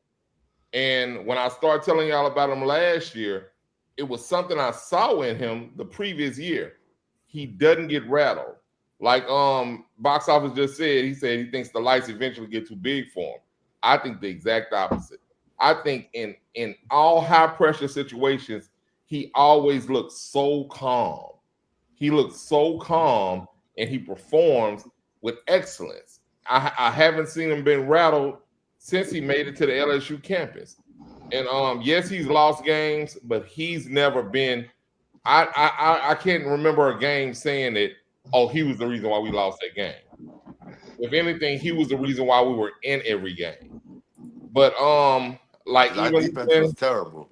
yeah, our defense was terrible, and he was the reason why. Had we had a piece of a defense, we would have been playing for the national championship. But I looked at him last week, and like I said, that game was never. It was never any question that the Commanders would want to win that game. They had that game in hand from the first drive to the last one, and it never gave me the inkling that they were gonna give up that lead and allow Detroit to come back. And that was Detroit. Detroit looked like they were the best team in football a couple of times this year. And like I said, I look at all teams like that, man. I say who at their best this year have they looked better than Washington at their best? And the answer was yes. Detroit had looked better. But Jaden Daniels, he's special, man. And I think that he does definitely have a chance to do what we've never seen a rookie do. And that's come in the NFL his first year and win the Super Bowl because of this. So I'm not giving away my pick. But yeah, man, I'm buying in. I will tell you that. I know I'm not just giving it up that they're gonna lose this week like I did last week. Here we go. Here we go. Here we go. Man, I feel like I'm in a dream right now, and it's a damn nightmare. The two teams that I can't stand, the damn Washington Redskins, I mean Commanders. Cam Newton said the Redskins, and he didn't get away with it, so I get to say it. So the Washington Commanders, my bad, Commanders, and the freaking Philadelphia Eagles. I can't stand those two teams. I can't stand those damn Philadelphia Eagles helmet and those damn uniforms that the damn Washington Commanders wear. And those two are in the NFC Championship game. Who you hate more? The Eagles, no, man. for sure. Come on. Yeah, I do hate the Eagles. I can't say I'm not a believer in Jaden Daniels. I really want to say I'm not a believer, but I would be a hater. But then again, everybody calls me a hater anyways. But certified. I guess I do believe in Jaden Daniels, man. He has proven me wrong plenty of times, man. And this team wouldn't be here where they're at if it wasn't for Jaden Daniels. And might be one of the best rookie seasons ever, man. Like X says, man. Imagine a rookie quarterback playing in the Super Bowl, man. That's different though, man. And the dude, this team is so confident with him. This team went 3 for 4 on fourth downs. Who trusts their freaking rookie quarterback, a coach, on the fourth down play during a playoff game, and he's making these big plays? And he's not just throwing it to Terry McLaurin, he's throwing it to Brown, who led the team in receiving in the last game. He's throwing it, making big plays to Zach Ertz, and the defense is trusting him also. But then again, you got to credit those 5 turnovers, though, man. The 5 turnovers that Washington created. You could blame Jared Goff all you want, but they made those turnovers and they took advantage of it. And this team is a scary team, and it's the hottest team in the NFL right now, man. If you're asking me right now, who out of the four quarterbacks right now that's playing, Jaden Daniels has been playing the best football right now. No disrespect to Mahomes, Josh Allen, Jalen Hurts, but You I you think. just you just said Josh Allen's your MVP. So how No, does that I'm make not. sense? No, he's talking about the I'm saying, playoffs. yeah, I'm playing the playoffs. The best football right now. I'm not saying the entire season, but I'm Oh, saying when it comes to the postseason, he's been playing the best football out of the four right now. And I believe in the Commanders. I'm not going to be proud and happy if they do win, but I will be even more sick if the damn Philadelphia Eagles win this game because I can't stand their damn fans. But yeah, go ahead, man. Well, we all went. Let's go to the next topic, All man. right, man. Um, okay. Really quick though, the Detroit Lions, man. So we all obviously it's over for them. They lose their Ben Johnson to the Bears. They're about to lose Aaron Glenn. What happens to the Detroit Lions now losing these two coordinators? They gotta I'll find some start. good coordinators. Go I'll start. I'll start. Same thing I just said about Josh Allen, man. Your opportunity. You have to take advantage of your opportunity. Their window just closed. Nah. Their Come So window on. you just think so closed. you think they're taking a decline next year? Yeah, I think they come back down to the pack. I think they were miles ahead of the whole NFC all year long. And now they come back down to the pack and it can go anywhere again. I think that Washington is probably the team to look for in the NFC now. Um, and I think they're back down there like with San Francisco. I think their window's closed. I, um, I think that what they did was this was their opportunity with San Francisco having a down year like they did this year. They were clearly the best team all season in the NFC. You know, just going back and forth with the Eagles, but the Eagles showed so many chinks in their armor. You could have said Detroit had what, 2 losses, but they look dominating for a majority of the season. So I don't think that they recreate this season again next year with losing both your offensive and your defensive coordinators. And not Glenn, what's the other one's name? Ben Ben Ben Johnson. Johnson. Johnson. Ben Johnson. I think he just came back this year just because he wanted to run it back with the same team. He could have been a head coach last year, but you can't keep him there being a coordinator for the rest of his career. He was going to lead. This was your window. They missed their window. So once you have your opportunity, you have to seize that opportunity. And not only when you have that opportunity, when you seize it, that then creates other opportunities. That's what's happened in Kansas City. They had their opportunity, they seized it. Now they're there. You understand what I'm saying? And you have a team like San Francisco. They had their opportunity, they did not seize it, and you see what happened to them this season. So you never know what can happen moving the front. That window's closed. Windows closed, man. Not even right. It's closed. It ain't locked. It ain't locked, but it's closed. It is closed. I disagree. I disagree. I know they lost Ben Johnson, Aaron Glenn. I get what you're saying. And I am concerned because Jared Goff's just gonna, and I know he's still not super old, but I mean he's Jared Goff, and I didn't believe Jared Goff, but he did play well this season. But to be fair to the Lions, dude, their entire defense was banged up. They're No, Mm-hmm. gonna but be we can't. healthy. Hold But on. no, are you saying that they lost because of that the defense was banged up? I think next year their defense will be much better, much improved. Okay. And I think there's guys out there that you could hire. There's no disrespect to Aaron Glenn and Ben Johnson, but there's guys that you can hire to fill in, like Robert Salah. Get him as a defensive coordinator. I'm not saying that's going to be the case, but I'm just saying, I'm just using him as an example. And when you look at the Lions offense, they have weapons. We're not going to sit here and act like they don't have weapons. Hmm. Next year, they're going to be fine offensively. You still got Sam Laporta. You still got Amon-Ra St. Brown. You got Jameson Williams. You got Jameer Gibbs. You're going to have Montgomery back next year.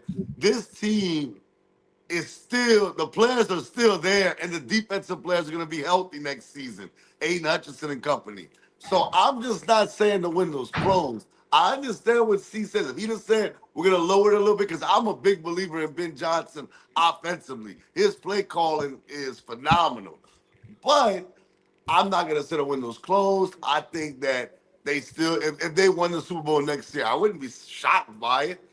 I wouldn't be shocked by it. So I'm not going to say the window's closed. I do, however, I am going to say the window has come down a little bit. Because like you said, which I love your point, if the Commanders beat you this year, you got to deal with them next year. So And I that get could what get you're worse. saying. I get what you're saying. I get what you're saying, but I don't think it's closed on them. The Niners, a little different. You think the Lions don't got this marked on their calendar if they play each other next year? Yeah, Like, no, I do. yeah, I think the Lions can win the Super Bowl still next year because their roster is still. If they are healthy, they can compete with anybody in the NFL. We're not doing that.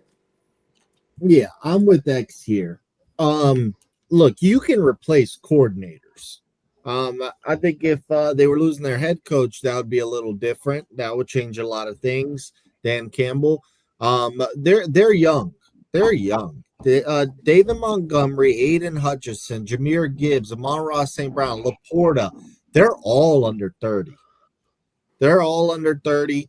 And I also hate sometimes in sports how people jump to things so quick. People were saying, oh, the Rams Lions trade with Stafford and the Lions is equal. No, it's not. The Rams got a Super Bowl out of it. Right. You know, like just because the Lions have been very good does not make it equal. One's got a Super Bowl, one doesn't out of that deal. And maybe golf is holding them back. Maybe, I don't know. Maybe they need an upgrade at quarterback. Um, maybe like Goff is a good quarterback, but he's not a top 5 quarterback in the league. So maybe they need that. They need to draft their Jaden Daniels to take them to the next level. So they've got a very young crew. The defense was beat up. Sure, you were close to the Super Bowl last year, and everyone thought you would go back this year, but this was very unlucky. A lot of injuries on the defensive side. Aiden Hutchinson was leading the league in sacks before he left. So the windows come down a little bit, but no, they're too young. They're going to be around for a while. yeah, man. This team is just too talented right now for me. And as far as the coordinator goes, I honestly feel like they're gonna go somebody inside. I'm hearing maybe like their passing coordinator. The so I think it's gonna be somebody inside. I don't think it's gonna be somebody outside. Maybe for a defensive coordinator, but this team is just too talented, man. And I said last week that you're gonna have to outscore the Detroit Lions. Not many teams could outscore the Detroit Lions, and the Washington Commanders was able to do that. Yeah, and I can't say, hey, they didn't have the defensive players. I can't say that because they got here and started smacking around teams without those defensive players. So I can't say that. We could say what would have happened if they were healthy, but hey, they lost. Without those defensive players, they were nearly favored by 10 points, man. And we seen Jared Goff show what Jared Goff is. Jared Goff could light up a damn scoreboard, and Jared Goff can just have the worst QBR ratings that I ever seen. So, yeah. Man, when I say that window closing, when I say that window closing, and you have to strike while the iron's hot, being a Saints fan, Yeah. I look at what we had going on, and when you have a team like you mentioned that love playing for each other, love playing with each other, the coaches involved in that too, and usually it's more the coordinators. They love the coordinators because they're with them more than the head coach. So you look at like I said, the Saints. When we started having those parties in the locker room after the wins, and everybody was in there, you had Jameis on his crutches dancing and all that. That window closed, and we're at where we're at now. You know what I mean? But had we won, right then, we would have been fine.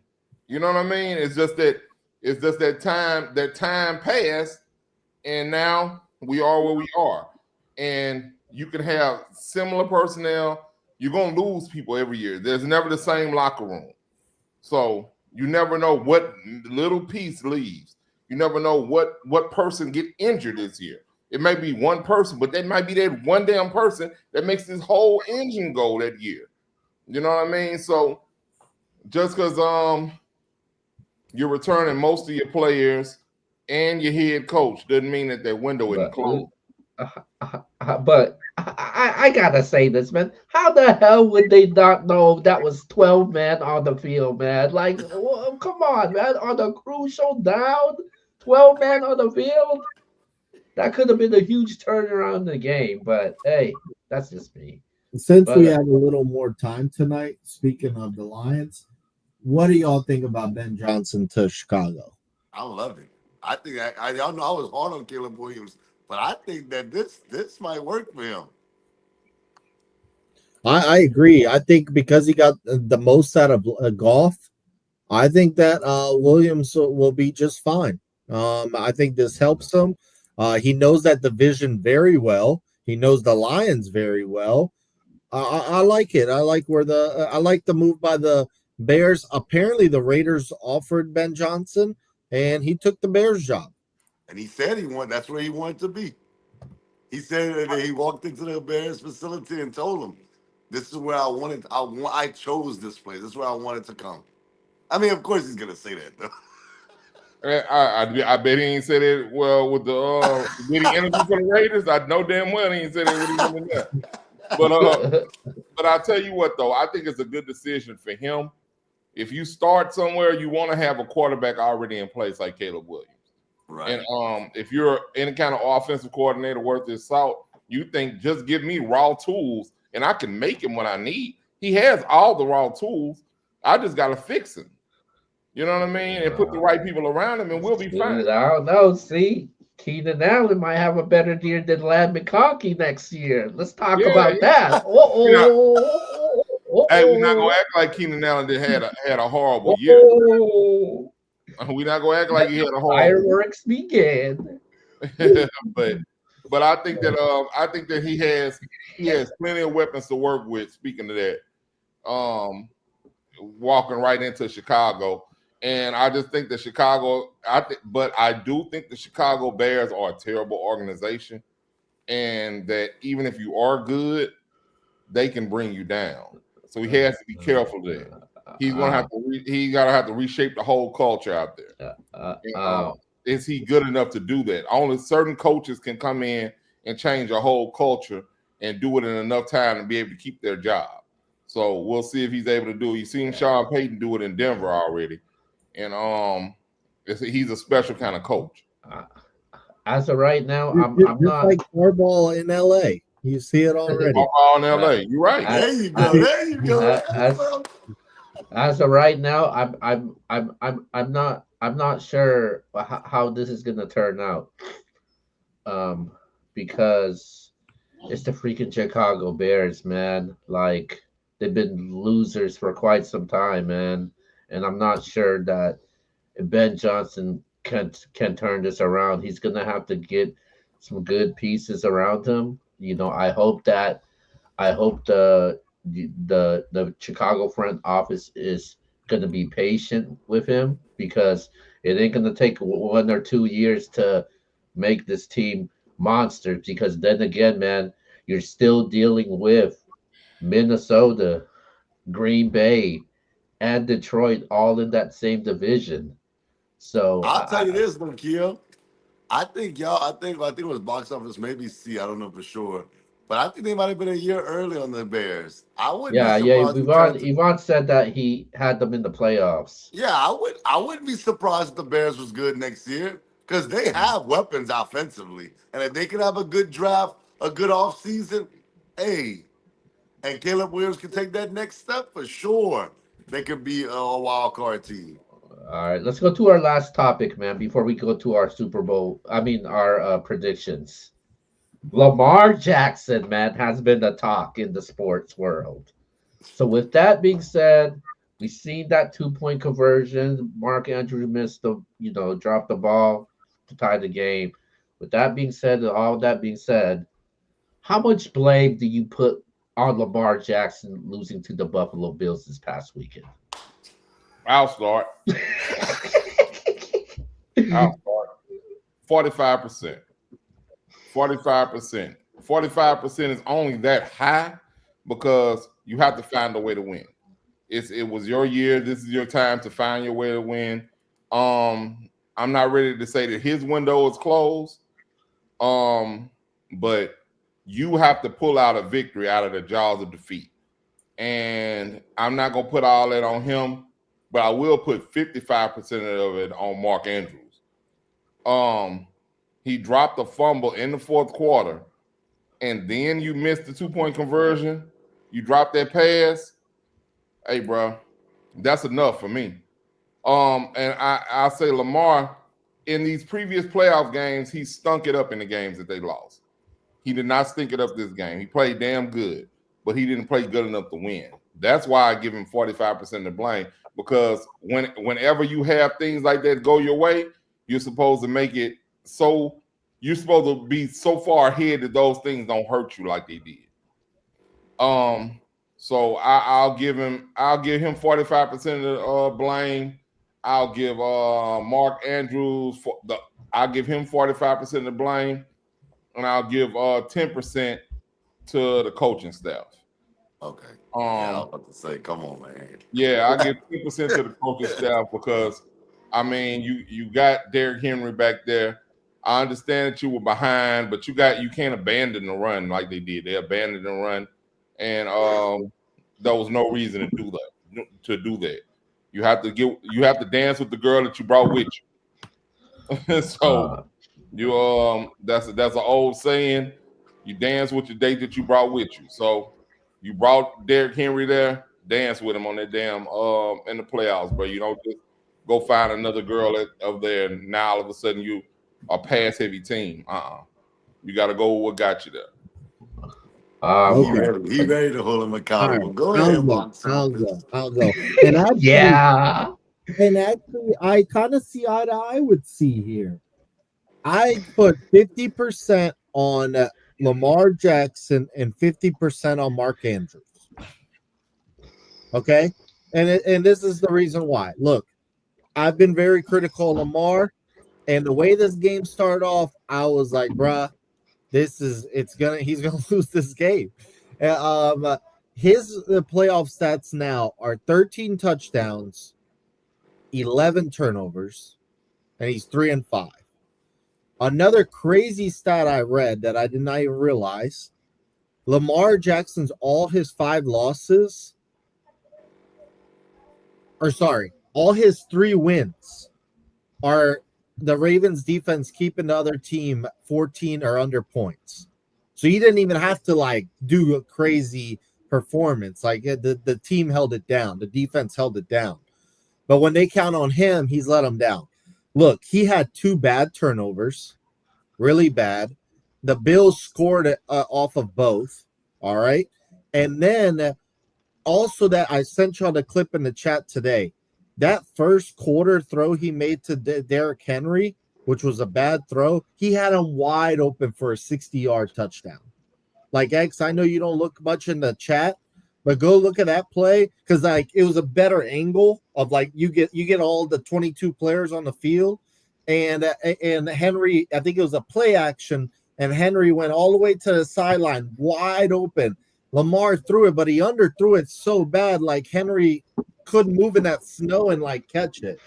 So, and it was a 60-yard touchdown. But they scored on their possession, so they didn't really matter.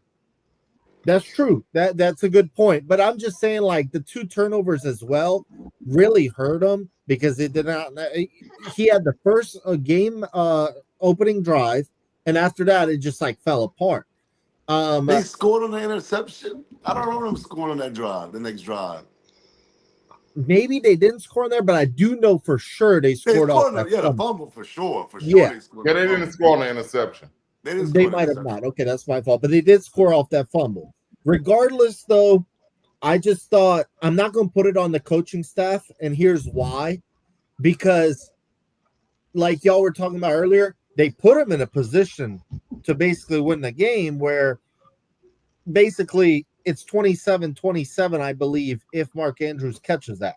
So maybe the game plan should have been to run the ball more, but if Mark Andrews catches it there, and that's a good play call by the offensive coordinator, it is 27-27.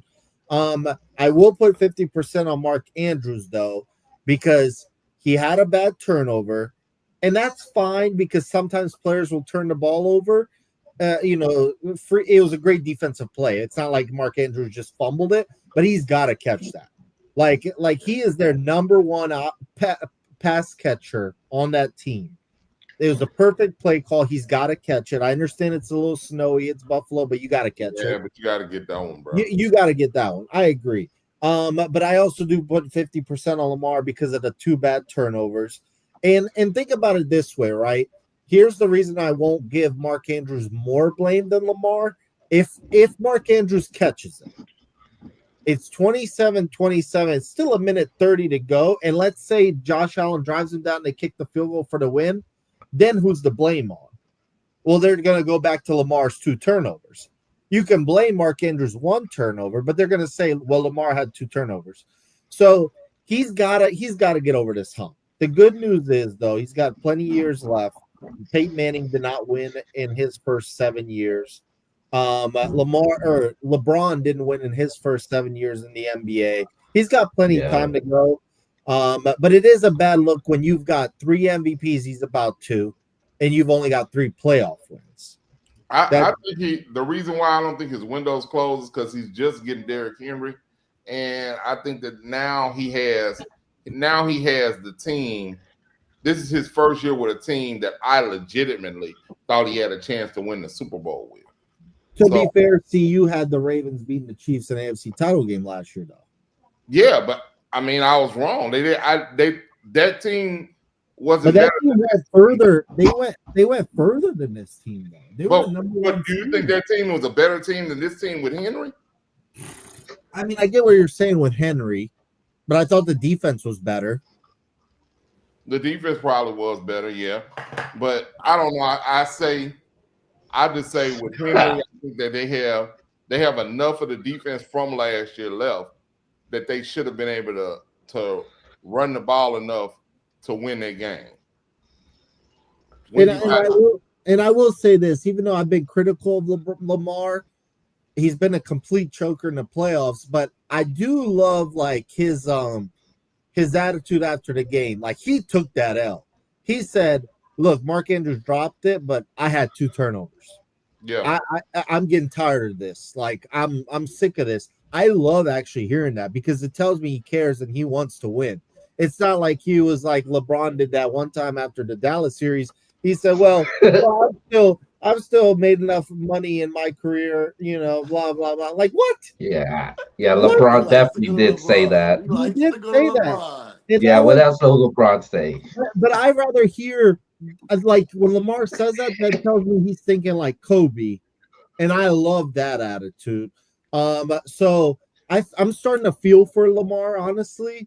But he's got to take advantage soon because Derrick Henry won't be around forever. Maybe John Harbaugh retires early. Maybe his roster just goes to crap because he, along with the Eagles and I forgot what other team, he had the most all pros on one team this year. So he's got to take. Oh, it was the Lions as well. He's got to take advantage. He's got to hit it before his window closes. So this one is 50% on him. He's got to play better.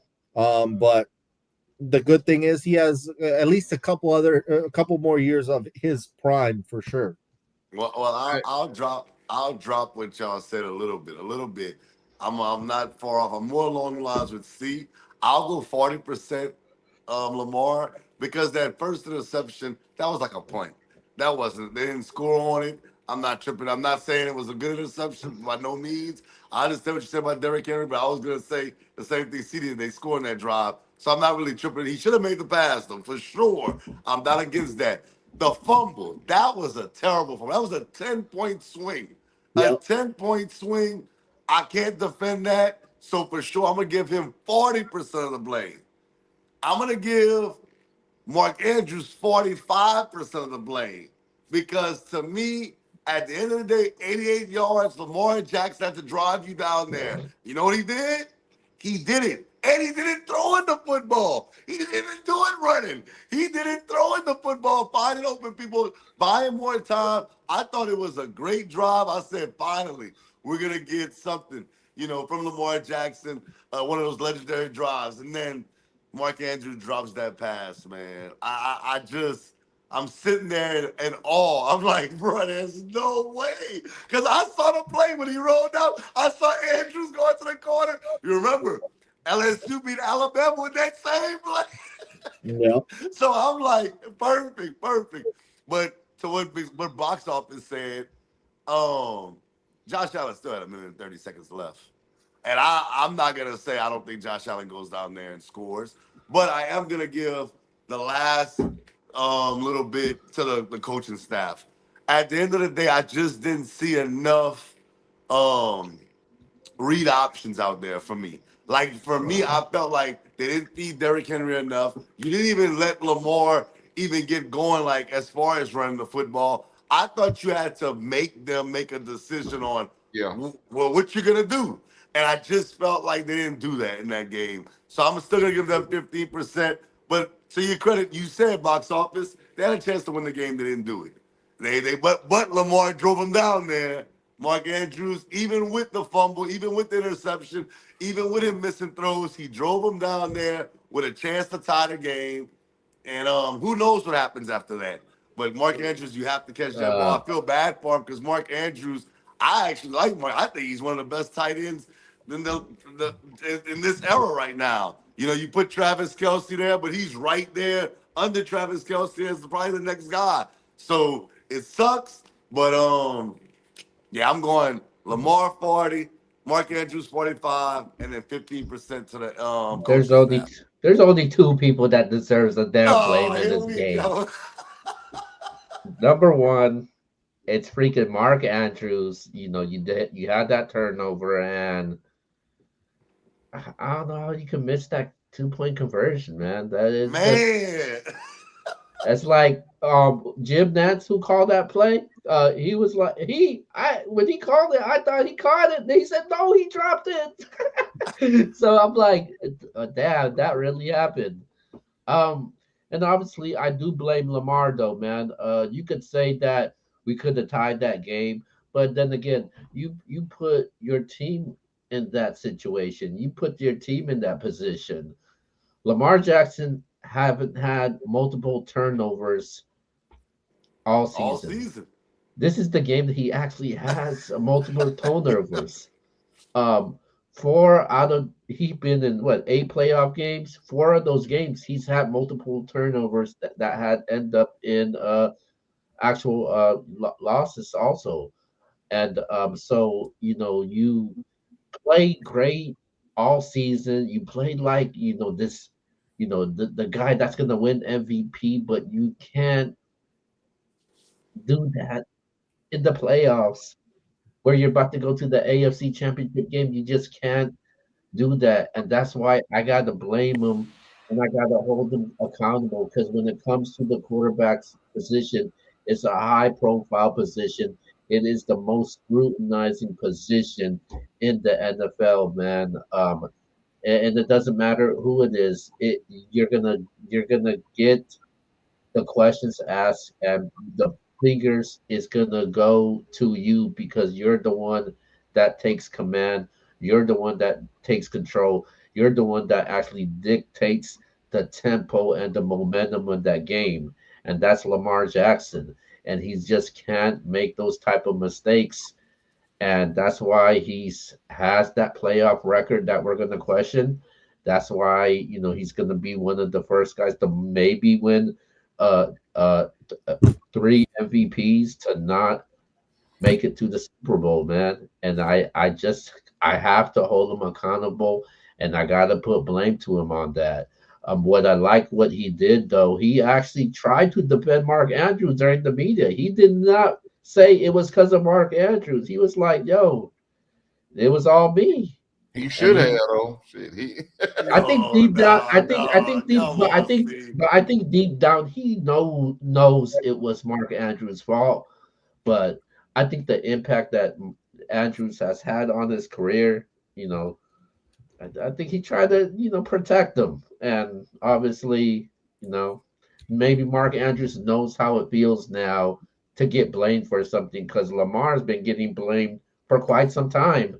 And it just sucks. This has to happen like that. But I do got to hold Lamar Jackson accountable. And you just can't make these type of mistakes and put your team in this position. Let me address one thing real quick. I think that you brought up that he may be winning his third MVP and that made to the Super Bowl. Some players they have to understand that to be able to win, sometimes it can't be all about them. It can't be all about them, and I think that some of the best seasons that a lot of people have, they don't win things like the MVP, but they'll win the Super Bowl that year. You know what I mean? Like, let's talk about Mahomes last year. He didn't win MVP, but he won the Super Bowl. It wasn't all about Mahomes last year. It was the whole team, the team as a whole. So when he can probably get that team as a whole around him to kind of raise their level, well, it's not all dependent on him being the focal point of them winning. Maybe that's when he gets over the hump and gets that Super Bowl win. Whereas, like even Peyton Manning, that second Super Bowl win he did. The previous season, did he win MVP? Trying to think. They won it. When he won the Super Bowl with the No, when he lost the Super Bowl against Seattle. Yes, he won it that year, but that Super Bowl he won wasn't. that year. That Yeah, year he they won. lost. He won it that the year that they lost, right? And then they Yeah. came back the next year and won the Super Bowl. When he had basically a terrible year, when he was just No, the next year no. wasn't the Remember next New year England. Patriots beat the New England played Seattle the year after. So Peyton won MVP and won the Super Bowl 2 years later. yeah. right. Well, okay. Well, you get what I'm saying though. He was like a shell of himself, and he was just along for the ride. For them to the defense won the Super Bowl for They him. beat Basically, Cam Newton, yeah. yeah, beat Cam Newton. And they was talking about Osweiler could have did that. You know what I mean? So it was one of those things. Like maybe I don't think he'll end up having to be like Peyton Manning was that year, but I think that he can be still maybe the best player on the team, but not have to have the best season he's ever had for him to win a Super Bowl. And I think that that's where it's going to have to happen for him. His team is going to have to raise their talent level up and their play up to make him be able to get over the hump. Maybe they need to start playing for him as much as he's playing for them, and then he can win this. It said the MVP is a solo accomplishment. It's a solo in-season accomplishment, and he's earned those. He's earned every MVP he had. He's been the most valuable player during that regular season that year. Even if he wins it this year, we can say he's earned it. But well, here's what I want to say about Lamar. He probably gonna disagree with what I'm about to say. He's gonna disagree with what I'm about to say. But he's exceeded my expectations when he got drafted into the NFL. Mhm. So Oh yeah, definitely. kudos to him. He's gonna be a Hall of Famer. A lot of people didn't think he'd make it in the NFL, and he's exceeded my expectations. I thought he would make it. I didn't know he was going to be this good, but I knew he would make it. I know we should have taken him and not taken damn Davenport. Wow, that year. big Mark, I also Marcus. let's think about this for it's crazy like how many phases we can look at a player's career, right? Lamar goes from this guy where I don't think he's going to be a long-term starting quarterback, right? And he exceeds those expectations, win multiple MVPs and so on, right? So now the next expectation we have for him is Super Bowl or bust. Every season for him from now on is Super Bowl or bust, right? Let's say Lamar never wins the Super Bowl. Then it's like, you're like, damn, I didn't think he'd be that good, and then he ends up MVP caliber, and then he never wins. So then in the end, we actually might end up again a little disappointed if he doesn't win it. Yeah. And we shouldn't But- be. But at the end, it's almost In a like the Jordan sense. effect. Technically, I get what you're saying, X, because we never had that expectation for him. Right. But you And he know, wasn't a top 10 pick. So it's not like, like people expected it. He was literally the 32nd pick in the draft, Exactly. the last pick in the first round. But here's the thing: if he does not, if him, Josh Allen, Joe Burrow, none of them ever get a championship, they were running around in the Jordan era, bro. They were running around. One of them's gonna get one. I don't Yeah, know which yeah. one. One of them's Yeah, gonna One get of one. them. I do agree because if none of them win it, that means Mahomes ends up with like 12 of them. Because who Yeah, else that is means coming Mahomes up the against GOAT. these? Yeah, but let me put it this way: one of them's going to get one for sure. Yeah. But because this is football, it's not basketball. Throw Herbert in that mix too. Hell no, man. Herbert ain't He no. ain't a Yeah. hater. Nah, bro. Herbert's never gonna get one. Bro, you are a hater, bro. I don't know. C thinks Derek Carr's better than Justin Herbert. There you go. That's crazy. I'll take him. So, All right, guys. Since we got time for one more let me topic. address this last thing. Yvonne tried to sneak one in there on LeBron. Hey, man, do you remember the question that he was asked? No, and I don't give a damn.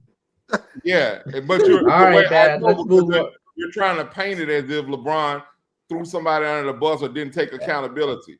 All right. LeBron All right, man. Enough. No, I just LeBron like All right, when man. why, how he felt. All right, Come about on, man. Keo, hold your show. All right, Hey, man. hold on. Enough. LeBron was let's asked see about finish. Let's see how- finish. LeBron was asked about how he felt about people wanting to see him fail after his loss against the Dallas Mavericks, and he was like, "Hell, I don't care. I'm gonna wake up and I'm gonna still have an awesome life, and they're gonna have to go back to theirs." You know what I'm saying? That's what he was responding to.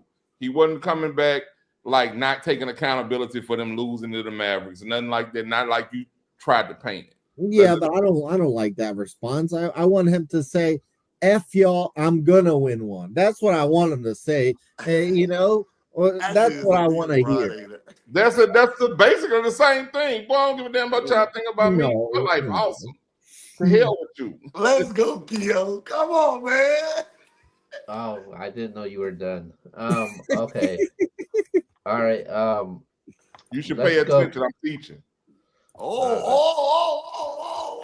LeBron was not even a topic to begin with. We were talking about But LeBron. that's the LeBron thing. was brought up. I responded to LeBron being brought No, up. you guys Go ahead. wanted to have a topic about it because you guys are so This addicted to boy it. said, Go ahead, Yo, go next topic, man. All right, we're going to the next topic. You know what we're gonna do? We're gonna do NBS top 5 right now for one more topic, man. And you know what we're gonna do?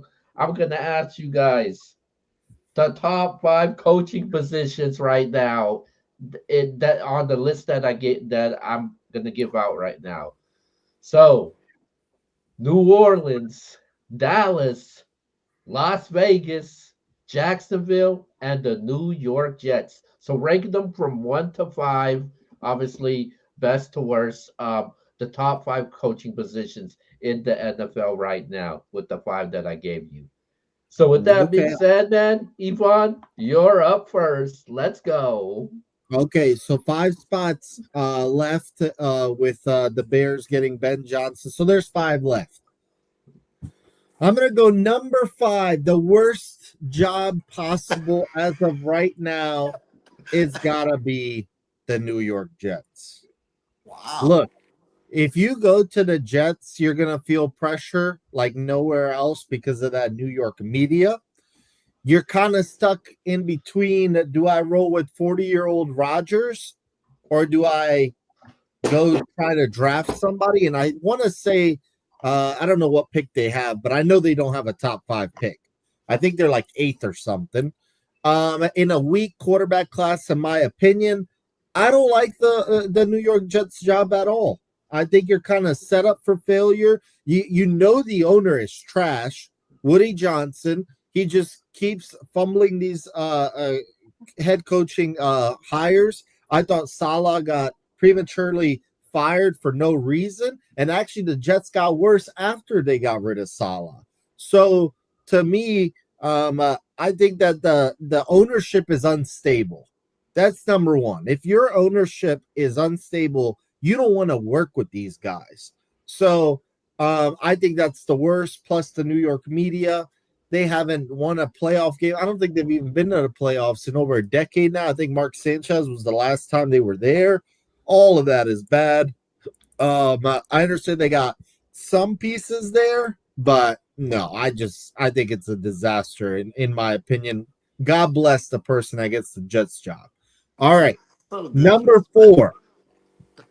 I'm gonna go with the New Orleans Saints.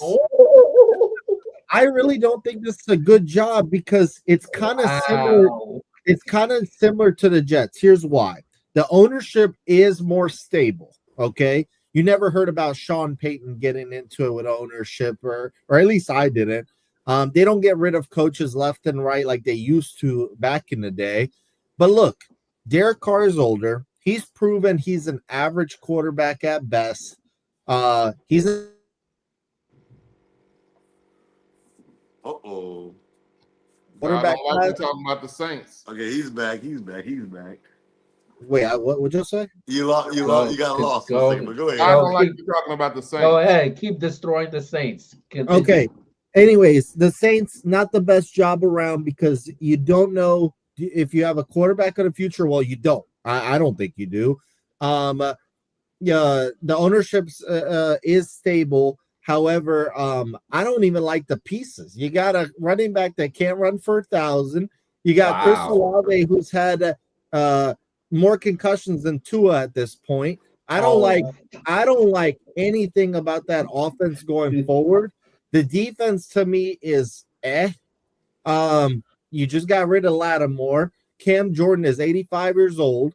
Watch him out.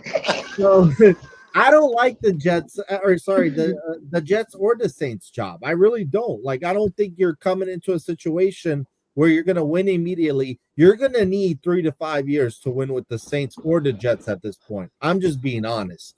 All right, number 3. The third best is gotta be the Dallas Cowboys. Look, the ownership, you're never going to get the final word over Jerry. He'll wait 6 months to sign players. They always do some random stuff in the draft. Sometimes they hit, sometimes they don't. Dak is the black Kirk Cousins. So, I think he's hit his peak. I don't think he's gonna take you to the Super Bowl at this point, and he's got a bad contract under him. The good thing about the Cowboys, the overall roster is good though. You have Micah Parsons, you have CeeDee Lamb, you have some solid players like Malik Hooker. But overall, I think the roster is better than the Jets or the Saints. However, I don't like dealing with Jerry and his diva ways. I don't like Dak as your future. I don't like that contract at all. So I'm going to say number 3.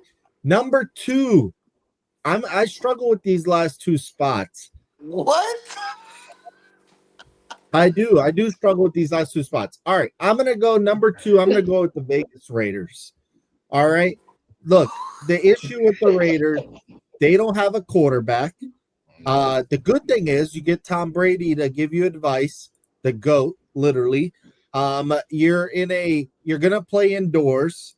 But what I don't like about it is you're in a tough division.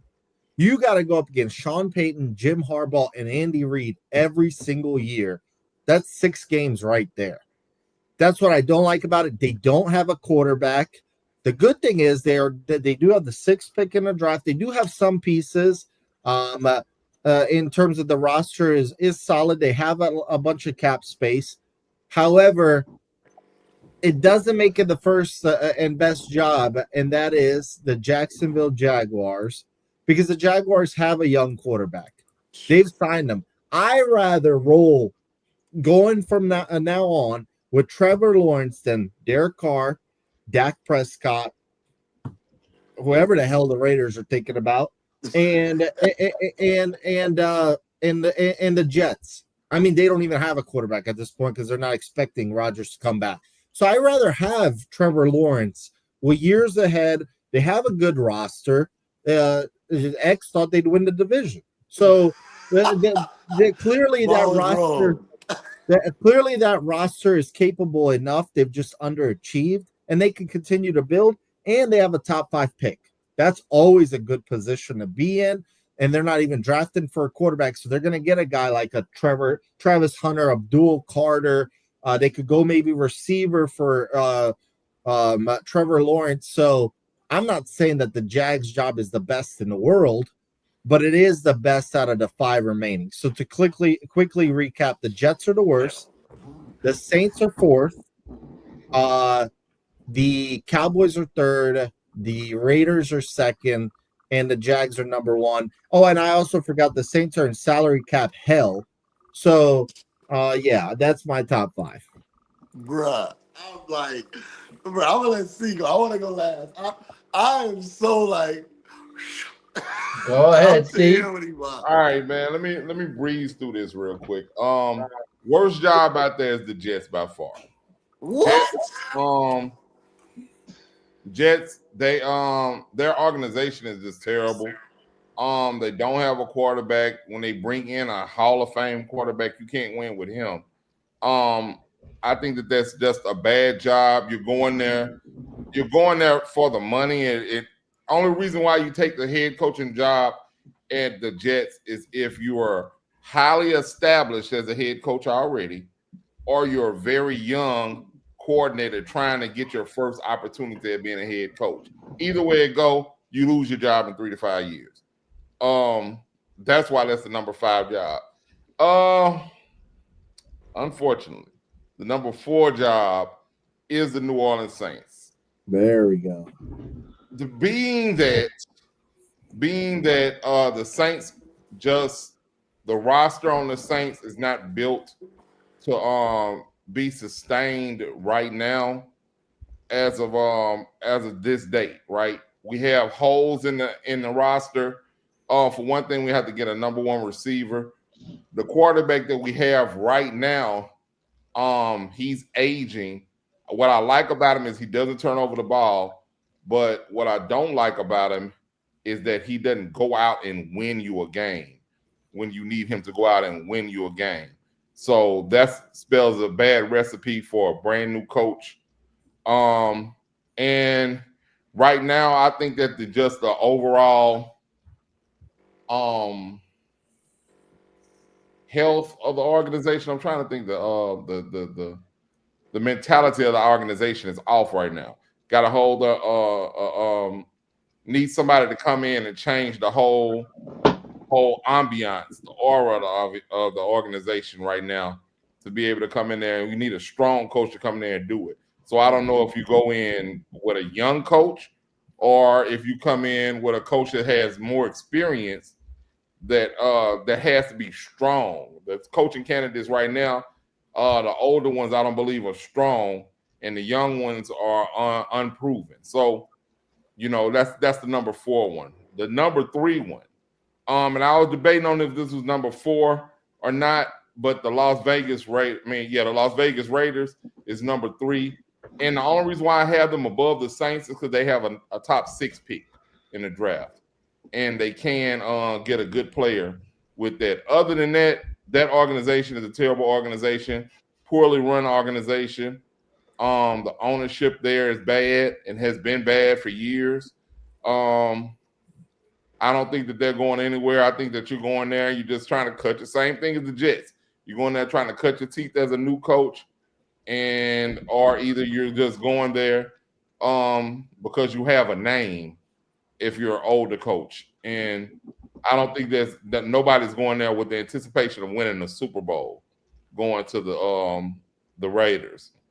The number 2 organization, I got the Jacksonville Jaguars. And it's simply because you already have your quarterback in place, you got your running back in place, you have your wide receiver in place. Brian Thomas Jr. is a beast. ETN is a beast on normal conditions. He had a kind of down year this year, but Trevor Lawrence, he can be a beast. I think that they just have to get the right coach in there to right this ship. I think Doug Peterson, I think he kind of got a raw deal.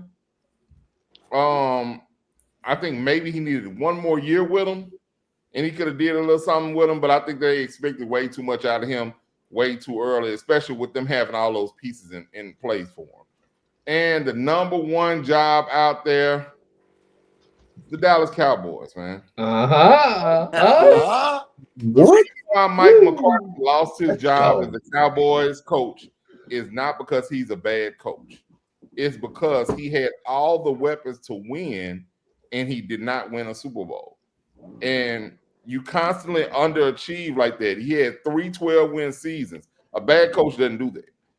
But if you don't win a Super Bowl when you have 3 12-win seasons and you get what, one playoff win out of that, no, you can't keep your job like that. So most of those weapons are still on the roster that he had.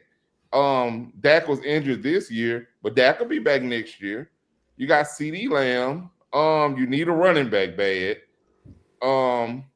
But you have what you call them, 11 from heaven. Yeah, 11 from Oh heaven. God. Yeah, Miami. I mean, you got Michael Parsons over there to lead the defense off, and you have solid pieces in place, so you're not walking into an empty cabinet like you would be doing if you walk into some of these other jobs. So all you have to do is that's a perfect situation for a veteran coach or a brand new coach. You walk into a perfect situation to win now. The only thing is the expectations will be high. And if you're a good coach, you're not scared of that. You're just going in there, you're going to try to make out of your team. And I think they're built to win now. So they have the best roster. And it's the best situation for all jobs. Uh yeah, that's how I go. I go to just to recap it. So we got the Jets at 5, the Saints at 4, the Raiders at 3, the Jaguars at 2, and the Cowboys at 1. Oh my Hey, God. let me go really quick. Let me go Go really ahead. You quick. can go first. Go ahead. I'll let you go first.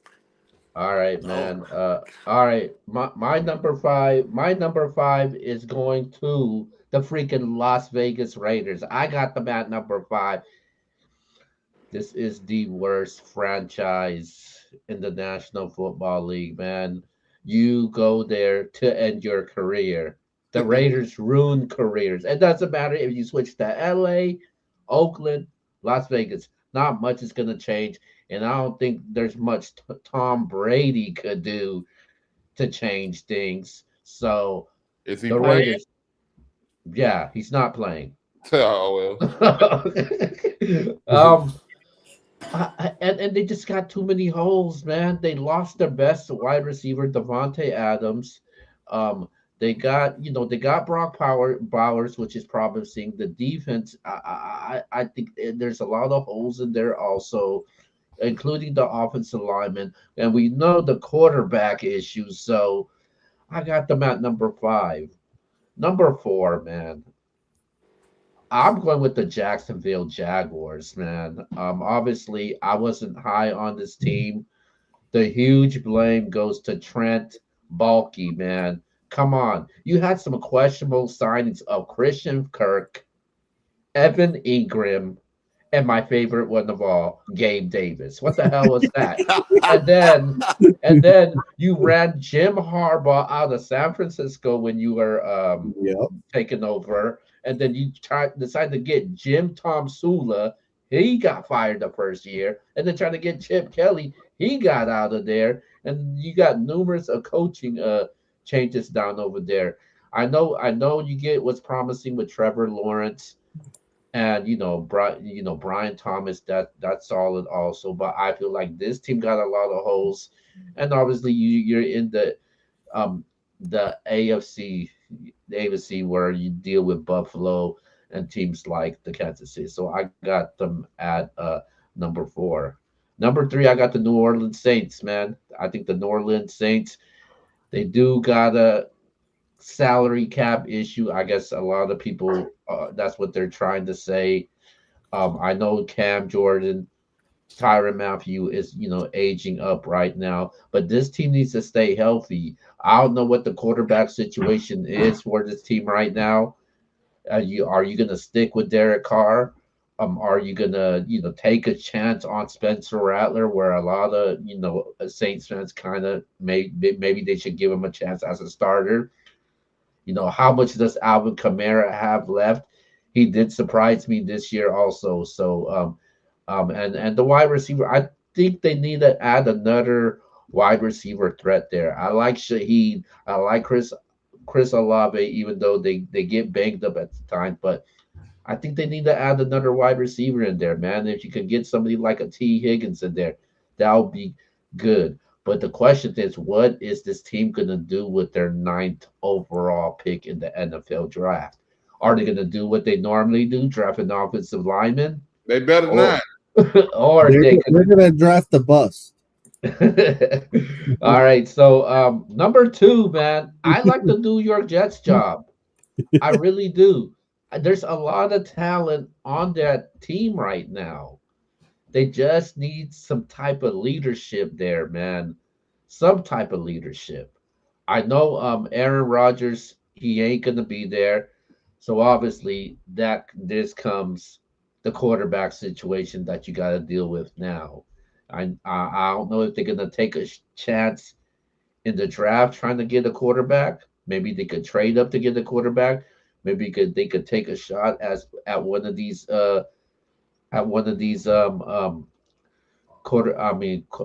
free agents quarterbacks that's going to be hitting free agency. I think that quarterback and coaching position, I think that's really crucial for the New York Jets because they got freaking one of the best one-two punch wide receivers in the NFL when they play when they play their A game with Adams, and Garrett Wilson. And obviously, they got a great secondary, and I like their front seven. I think that's the two elements that they're missing, and I think they could solve those pieces. And obviously, number one, I'm going with the Dallas Cowboys, not just because I'm a Dallas Cowboys fan, but if you really think about it, though, if you talk about talent, I'm taking the Dallas Cowboys. If you ask me next year, out of these five teams, I know C's probably gonna react different though. If you ask me which one of these teams will has the best chance of making the playoffs, I would say the Dallas Cowboys. Um, and obviously they got good pieces on the defensive side. They were banged up with injuries this year. And on the offensive side, you still got CD Lamb. I think they're trying to improve on the offensive line. Some of them are aging and they have been banged up this year. And Dak Prescott was banged up, which was out for the most of the season. And we know well, I mean, everybody say about Jerry Jones, what you're gonna get, especially who the head coach is. It's always been like that, man. It's never changed, no matter who the head coach is or who they hire. That's never changed. So I don't know why we still having that conversation. It's just the way it is. If you're gonna be a coach for the Dallas Cowboys. But with that being said, man, those are my top five coaching vacancies left in the NFL. And I'm gonna turn You it up. yours wasn't too bad, bro. Yours is okay. Yours was all right, made some The sense. worst one I've heard so far. Go ahead, Ed. You a hater because you don't know what's going on. All right, Yeah. here we go. All right, so coming in at number five, I know it might come as a shock to most of y'all, but I got the Jacksonville Jaguars. I know y'all might be like, What? you wildin'. I'm gonna tell you why. I want you to go pull up Trevor Lawrence's numbers next to Daniel Jones's. They're the same guy. And I hate to say that, but it's just the truth. It's like you spent all that money on Trevor Lawrence. And really, if we're being honest, I think you guys, I know y'all watch this stuff, but Mac Jones played better than Trevor Lawrence did down the stretch, in my opinion. I think that y'all can agree with that. I look at Jacksonville and I said to myself, Jacksonville is not a franchise. I don't know why I picked them before the season because they're not a franchise that's known for winning. It just is what it is. Yeah, you got Brian Thomas. That's great. But what Keto said, everything he said, and I like Gabe Davis, but you signed a bunch of guys that's just guys. You spent money just to spend money. You didn't really go out there and get anybody that we thought was going to be a stud. Travis Etienne I don't know what's up with him. He's kind of like Trevor Lawrence. You drafted him high. You thought he was going to be really good. And you can make a case that Tank Bigsby is better than him. I just don't like Jacksonville moving forward. I would definitely take any one of the other jobs before I take that job. If I'm, let's just say, Aaron Glenn, Cliff Kingsbury, Joe Brady. I'll take the other jobs before I would take the Jacksonville job. That's just me. That's just me. They haven't been good since Tom Coughlin for the most part. They had some here and there years, but that's just me. Coming in number 4, it pains me to say this, but it's the New Orleans Saints. It is. It is. Great culture. You're gonna get people to come to the games for sure. But they're $50 million over the salary cap. I know C don't want to hear that, but it's the truth. See, It you know, doesn't might not want to matter. hear the truth. It's the truth. And with them having Derek Carr there, I know some people like C feels like they should just keep rolling with Derek Carr, but I look at this roster and I say to myself, who's the guy that we have right now that's this young stud that's just a standout? Olave is good, but is he really that guy? He's banged up a lot. I'm not saying he can't be good, but Brian Brees, he's cool. But I don't know. Alante Taylor, they're cool guys, but I don't know. I just don't feel like I have a guy that could be a definite Hall of Famer. That's a young guy, and being over the salary cap, that's not it for me. And I hate taking teams that have a guy at quarterback that, as a head coach, I didn't necessarily get to pick it, or they're not a young guy that I can kind of develop. So I know they got Spencer Rattler, but a lot of it seems like they're going to go with Derek Carr again next year. So I don't know. I'm going with the Saints at number 4. Coming in at number 3, I got the Dallas Cowboys. I know Skill loves Dallas, and Dallas does have a good roster. But they've had better rosters in the past. Now, you can add to that roster. True. They're still over the salary cap. Not by much. They can get under that. That's not going to take much effort. But I think there's still a couple of pieces away. And then when you take that job, it's a must win today. It's not like, oh, we can wait a couple of years. You got to be ready to get in there, and you got to get them to the Super Bowl, basically. And because that team is not, Dak Prescott's not getting any younger. So for me, I would put them at 3, but definitely have a talented roster. Coming in number 2, I got the Vegas Raiders. Now, listen, what I like about Vegas is it's a new city. You know, you got Tom Brady there. I understand that. But they're pieces, man. Offensively, they might have the worst offensive pieces moving forward. But that's the good thing as far as the head coach. You can get in there and you can really get to build that roster the way it you see fit, the way it said that can fit your schemes. They got a lot of money too. A lot of money to play with. They can go out there and pick the head coach, pick the quarterback that they want, and build. So I like the Raiders situation. A lot of money, and you get to build over there, and you're gonna get a chance, probably like 3 or 4, maybe even 5 years to build that thing up. But number 1, listen, I know the Jets was a terrible situation this year. And I get all that. But Rodgers is not going to be there this year. They're under the salary cap. They have money to play with. They have the number 7 pick in the draft. And let me just throw some names out there. On offense, they got Garrett Wilson. I can make a case that Garrett Wilson, out of these teams, Garrett Wilson rivals Brian Thomas Jr. and CeeDee Lamb as probably the best 3 receivers out of these guys in this bunch. I'm not going to include Devontae Adams because Devontae Adams is old. We don't even know if he's going to be back. They may move on from him, and I think they should. But then on defense, you got Sauce Gardner. Maybe the best corner out of all these guys that you can go get. Then you got Brees Hall. I know C's going to say, dog, Brees Hall is trash. Okay. They got Braylon Allen, too. They got pieces. They got Quinn Williams on the D-line. You got C.J. Mosley, linebacker. They got pieces. They got cap space. They got the number 7 pick in the draft. They're in New York, and you're going to have time, I believe, to build because there's no quarterback there. And if you get there, you can make some things happen. You can move up, take somebody that you like. You can move back. You know, if you want to move back, you may go to the front office and say, look, we may struggle this year. We may struggle, but then next year you may have a high draft pick where you can draft the guy that you want. I just look at that roster. I said to myself, I want a good roster, and I also want to be able to build that roster up with young guys to add to what they have. I would take the Jets job number one. You've lost your damn mind. Nah, you crazy. Bruh. Here's what doesn't make any sense. You said Trevor Lawrence is Daniel Jones, right? I've seen him win a playoff game, though. Who do the Jets have at quarterback? They don't have anybody, but if you're a head coach and you lose this year, you're not going to lose your job. You take any one of other jobs, you can lose your job. No, I because they expect you to win. Woody Johnson is literally firing. No, he fired him because you had Aaron Rodgers. All right, good. They wouldn't have fired He's him. been letting coaches go for years now, though. No. This is that ownership is unstable. I mean, they mentioned Sauce Gardner. They just had him. What'd that get him? Like, I don't give a damn about no Sauce Gardner on the roster. Like, that's not moving enough for me. Like, I gotta have a quarterback, and with the Jets, I don't know. But you get a chance to pick the quarterback you want. You're not forced to take Trevor Lawrence.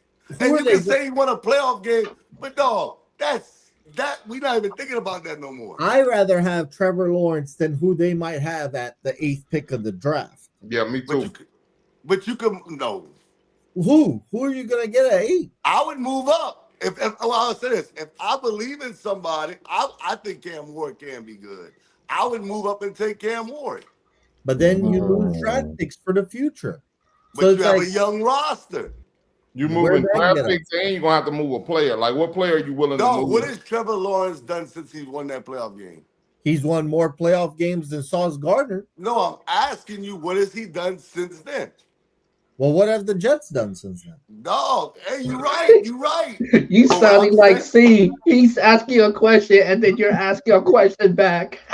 Yeah, I asked him. I said, "What did Trevor Lawrence do?" The Jags with Trevor Lawrence have been better than the Jets ever since. No. Yes, they have. The Jets haven't even made the playoff. Dog, stop, bro. All right. Yeah. Here's my pushback. You say he's Daniel Jones. Would you take Daniel Jones right now over Trevor Lawrence? I think Trevor Lawrence is hella overrated right now, bro. Would you take Daniel Jones over Trevor Lawrence? I may, because dog, Trevor Lawrence is not that guy. Bro, if I told you your favorite I'm the one that right? you know what? Y'all said Jacksonville was gonna come in last place this year. So y'all was saying Jacksonville was trash. Hold up. Yeah, but we learned. Right now. The Saints can go sign Daniel Jones right now or get. I don't want either one of them. You got to get one. I don't have to take. I'll take Spencer Rattler. Hell no. Yo, wow. Hell. I swear. Dog. Trevor, go pull up his numbers. His numbers is trash. He's like 69 touchdowns. I think 47 interceptions. That's trash. So I'm pretty sure. Actually, will take Justin Herbert over. Oh, for sure, hands down. That's not even a comparison. I think any of us would take Herbert. Well, no, maybe not. You better ask somebody. No, Jared Goff has been way better than Trevor Lawrence. Sam Darnold way better than that boy. Y'all tripping. Y'all buying up. Hadn't been way better. He had Trevor a better Lawrence. Hey, I'm being real. How many playoff wins I like Trevor Lawrence coming out of Clemson, but Trevor Lawrence had one good season in the NFL, and after that, he's been trash. He's been in the NFL how many seasons? 4? No, he's been. Trevor Lawrence came out in 2020. Yeah, he came out after Sam Darnold. Yeah. So 4 seasons he's been in the NFL. He has 1 playoff win. Sam Darnold has 0. I can say this about Trevor. I can say but that's I hate when y'all do that. No. Let me tell you what y'all like to do. Mark Sanchez got a playoff win. We're not doing that. See, that's what y'all like to do. Y'all like to play a little game where y'all think that y'all slick with it. That don't work with me. Because there's a lot of guys. What are we being slick about? How many? But y'all saying y'all acting like they won this playoff game. Who did they beat to win that playoff game? The Chargers, huh? The Chargers. Okay. And your boy Justin Herbert, huh? Right. Bro, stop, bro. Yeah, I'm just saying. Yeah, I agree. See, So and you're talking about the Jets. What have they So you won? think he's better? So you think he's better than Justin Herbert? Then that's what you're saying. No, that's not what I'm saying. Okay, how many playoff wins Justin Herbert got? 0. Okay, so what are we doing here? Well, I'm not basing it all off playoff wins, but I'm saying you said the Jets. The Jets have less playoff wins as an organization than Trevor Lawrence since Trevor Lawrence been in the league. And you said that's a better job. They fire coaches every 2 years. They're unstable. So let me ask you this. Next year, let me see who the Jets draft. I'm not gonna lie. I'm willing to bet you the Jets have a better record than the Jags. Okay, I'm down for that. and Depending on who the quarterback is. Where you lost me is the Daniel Jones comparison. Numbers That's the might be the same. Hold up, now numbers might be close to the same, right? You put Trevor Lawrence in New York with Saquon Barkley behind him. They trash. All right, bro. Hey, man, no, Trevor Lawrence, it just is what it is. He had one good season, bro. Hey, Mac Jones finished the year pretty strong for the Jags. Dog, one, and I say good, solid. I say solid, it's solid. But I mean, he's only been there 4 though. Bruh, stop, bro. He's only been there 4. He hadn't had the coaching. What you want? He had Doug Peterson. He won a Super Bowl. Dougie P, man. What are we talking about? But bruh, they fired Doug Peterson too. Okay, but that's because he was linked to Trevor Lawrence. No. He's talking about getting fired in Philly, the same place. Yeah, that's what I'm saying. So why he got fired in Philly? He should have got 10 years in Philly. I agree. Bruh, stop. No. I'm just saying. I'm saying I don't think only Super Bowl ever. I don't think that he should have got fired in Philly, basically. But why not Jacksonville keep him? If I got a Super Bowl winning coach that won with Nick Foles at quarterback, why am I firing him? Well, C just said he got a raw deal. Yeah, C just said he got a raw deal. I think there has been other things for them. All right, guys. Let's go to our final topic. Time to give our NFL predictions for this week's championship games, man. Let's start off with the NFC, man. NFC championship game. Both games on Sunday. We got the Commanders versus the Eagles. I'll go first. I don't see a rookie quarterback getting to a Super Bowl. I've watched these teams play twice this year. They split. But that game Washington won, I don't know if you guys remember, Devontae Smith had like a slant route on 3rd down with 2 minutes left, went through his hands, easiest catch of his life. If he catches it, they run the clock out. They sweep the Commanders. So to me, the Eagles are the better team here. It's in Philadelphia. Saquon's on the tear. I think Washington's got the better future ahead. But in 2025, I've got the Philadelphia Eagles. Close game to the finish. But I've got the Eagles going back to the Super Bowl. It will be their 3rd Super Bowl in like 8 years. So I've got the Philadelphia Eagles winning it. I'll say something like 27-24. Who you guys see? I'll put it like this, man. We haven't seen a quarterback, a rookie quarterback go to the Super Bowl, I believe, since Dan Marino. No. He went 2nd year. He went 2nd year? Well, we ain't seen it. We about to see it. I'll tell you like this, man. Last week I wanted to pick them to win, but I went with my head and overthought it instead of my heart and my eyes. What my eyes show you. Jaden Daniels, he's special, bro. He's special. He knows how to win, and he does what it takes to win. It's like, what you need me to do? You need me to go run to get the first down? I'll do it. You need me to throw to get the first down? I'll do it. You need me to go win this game with my feet on my arm? Which one you need me to do? I'll do it. And I think he does just enough to win. And we're not even the equalizer I believe that's going to be happening is the if it snows in Philly. If it snows in Philly, I think we have a different kind of game going there, and it can go either way. But I think that the Commanders are on a roll right now. Jaden Daniels, he's different. His pedigree is different, man. That boy is one of them LSU quarterbacks, and we know what they do. What those LSU players do when they get in the league. So he's just a different type of player, and I'm good. I'm going with the Washington Commanders this week. I'm trusting my eyes. Hey, shout out to you, man. Hey, you did that. I want the Commanders to win.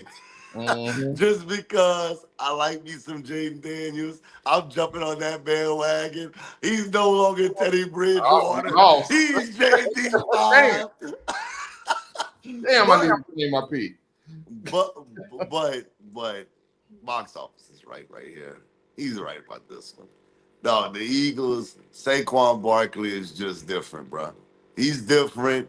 Devontae Adams, not Devontae Adams, I'm sorry, Devonta Smith and AJ Brown. It's just too much. It's too much. It's in Philly.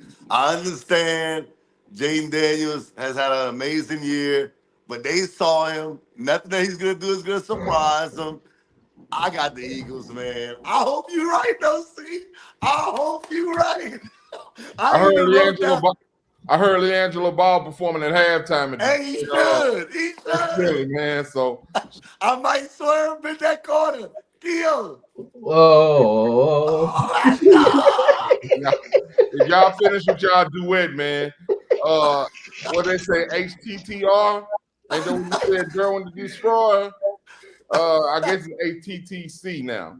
Here to the Commanders. Hey, man, you sad, bro. Hey, but $85. Let's go, baby. Boot up or shut up. Yeah.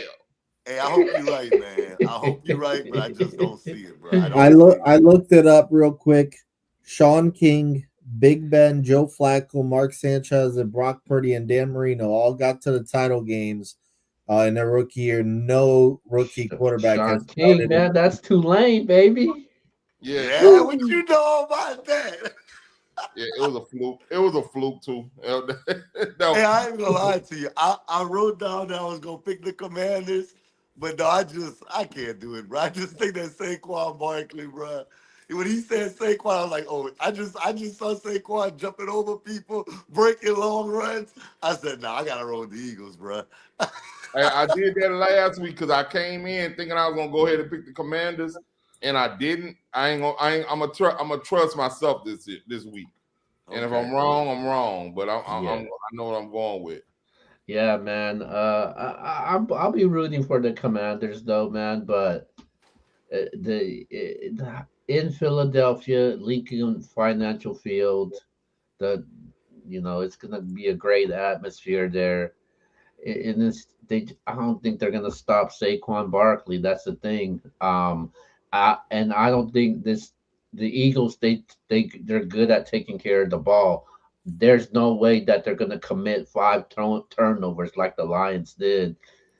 But Jalen Hurts gonna have to step up in this game though, because man, if he doesn't, Jaden Daniels could be going to the Super Bowl. But I'm going with the Philadelphia Eagles also. All right, let's go to the AFC Championship game. Mahomes versus Allen. The Buffalo Bills versus the Kansas City Chiefs. Okay. Unfortunately, I've got the Chiefs. Oh, come on, box office. I thought you would be the one. Look, I just think that Mahomes has more around him, and he's got the better head coach than the Buffalo Bills do. I'm rooting for the Bills. I'm tired of the Chiefs. It is like the Patriots dynasty all over again. And I didn't even hate the Chiefs. I'm just tired of them. Somebody said they're chiefed out. Well, I'm chiefed out. I'm chiefed out every day. But every time the Patriots made it to the AFC title game, I picked against them. I thought, no, like it's been enough. It's meant to go the opposite way. Unfortunately, it's not meant to be this time. I think Josh Allen. I think he needs some more help offensively. I think it's too much for him to carry in this position. I'm gonna go with the Chiefs. The good thing is every time they play, it is a banger. Every time's a great game. Uh, by the way, if you guys didn't notice, the Bills beat them earlier this year. That's the only team to actually beat Mahomes this year. And the only team to beat them in the whole 2024. They did not lose to anybody but Josh Allen in the 2024 year. But man, I'd love to see it, but I gotta be real. It's gonna be Mahomes to Kelsey again, and they're gonna win, and they're gonna go back to another Super Bowl. All right. Do it. I'll go 32-29. Hey man, one thing I've learned is you don't pick against Mahomes, man. Oh, You don't pick against him. Everything in my fiber is telling me Josh Allen gets the job done this time.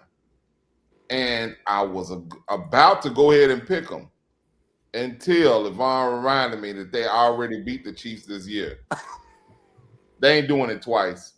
I got the Chiefs, man. I think that's a good score, 32-29. They playing in Kansas City. I think Andy Reid finds a way to pull it out, man. He's a great coach. He puts them in a position to make a play, and they make those plays. That's one thing about the Chiefs. They make those plays, and their defense has been holding up pretty good for them this year as well. I'm not picking against Mahomes, man. Maybe in the Super Bowl, maybe not. But we'll see. Now, it won't be this week. I got the Chiefs. man. And you want to give a score? I like that score, 32-29. Oh, come on.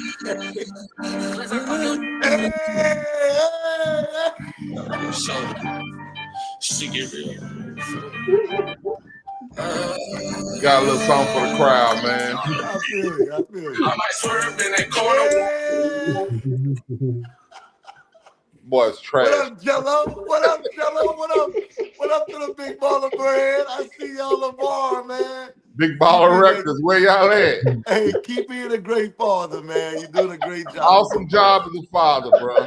For Awesome sure. job. You made 3 successful sons. Just All not right. all in the same way. He's also All the right. biggest troll ever. You know how he said Lonzo is better than LeBron? he said Jello's the best rapper ever. Jello's the best rapper in the world. Hey, man, why would you not say that about your job? No, I love it. It's actually funny. Hey, Hey, LeVar is a perfect right. You're right. He's a great dad. Because I'm telling you, if my son rapped, I'd say, boy, you better than Jay-Z. Fuck Jay-Z. You better than fuck Wayne, Kendrick, all of them. It's you. All right. I wrote down on my paper. I'm gonna tell you, I wrote down on my paper Commanders versus Chiefs. I switched last second to the Eagles just because I had a thought in my brain about Saquon Barkley breaking a long run, man, against the Commanders and winning that game. I'm gonna do it. I got Buffalo.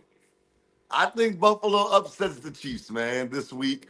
I'm not saying I understand what y'all saying, and I'm not just doing it just because. I just think that, man, Patrick Mahomes can't keep winning everything, bro. He can't keep winning every year, bro. He can't. Nobody's won 3 Super Bowls in a row. Nobody. So I don't see it happening. That's actually a lot of not just your quarterback, but the rest of your team. Right now, the Bills believe that they can beat the Chiefs. I thought this was going to be an extremely close game. I actually had the Chiefs winning the game 28-27 on my paper, but I'm going to flip it. I'm going to say the Bills win this game 30-28. 30-28. I'll go 30-28. I think the Bills get them, man. For whatever reason, I'll switch both of my picks last second. I think the Bills get the Chiefs. Well, guess what? I got the Buffalo Bills also. Oh! Um, Josh Allen has been playing like the best quarterback that he's ever played. Um, and What? What? he, I said, no, I said Josh Allen's been playing like the best quarterback Oh, I've seen. I got oh, what you mean, but yeah. yeah. Okay, yeah. Never mind. Go ahead. But I Josh think Allen, baby. yeah, I think he deserves the MVP and just what he's doing with the receivers that he's got right now. I think that's really good, man, and yeah, I can't make any complaints about that right now.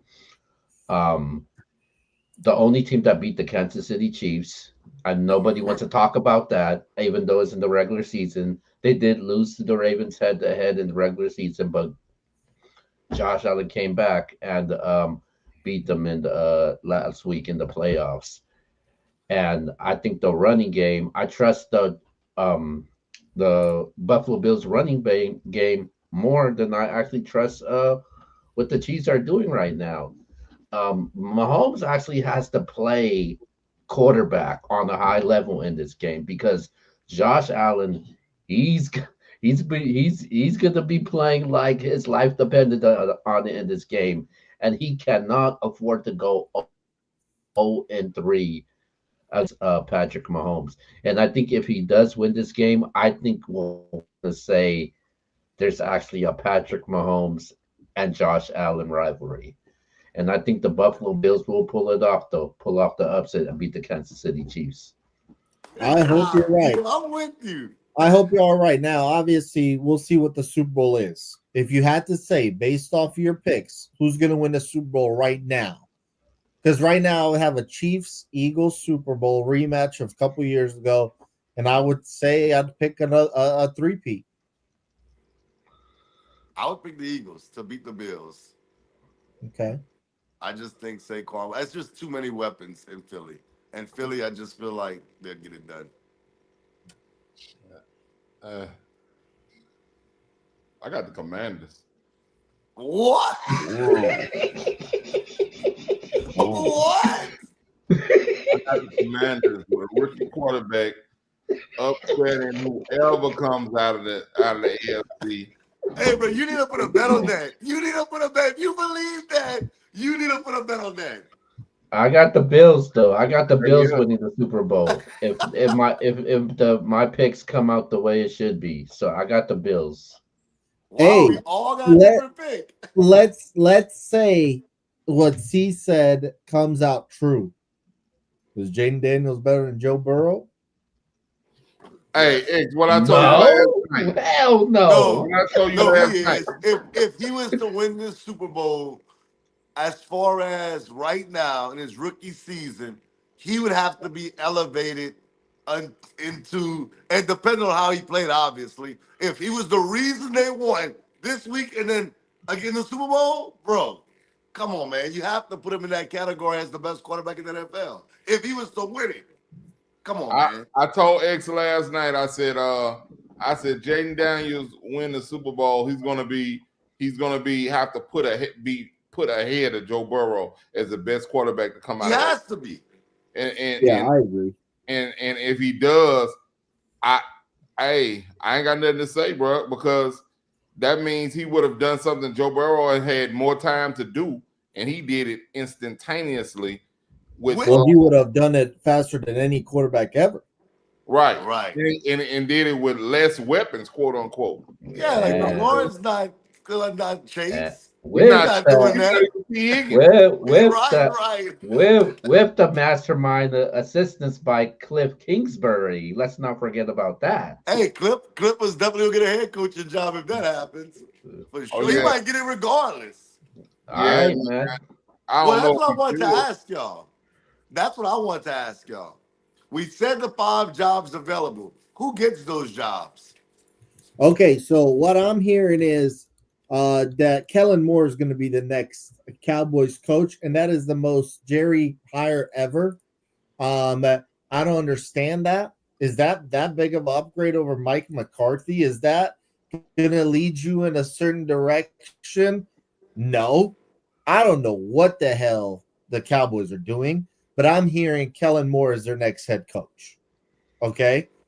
I think Kingsbury actually ends up the next Jags coach. Wow. That seems about right. I think the next Raiders coach, I hear they really wanted Ben Johnson. So now I think they're in a position where they're like, damn, what do we do?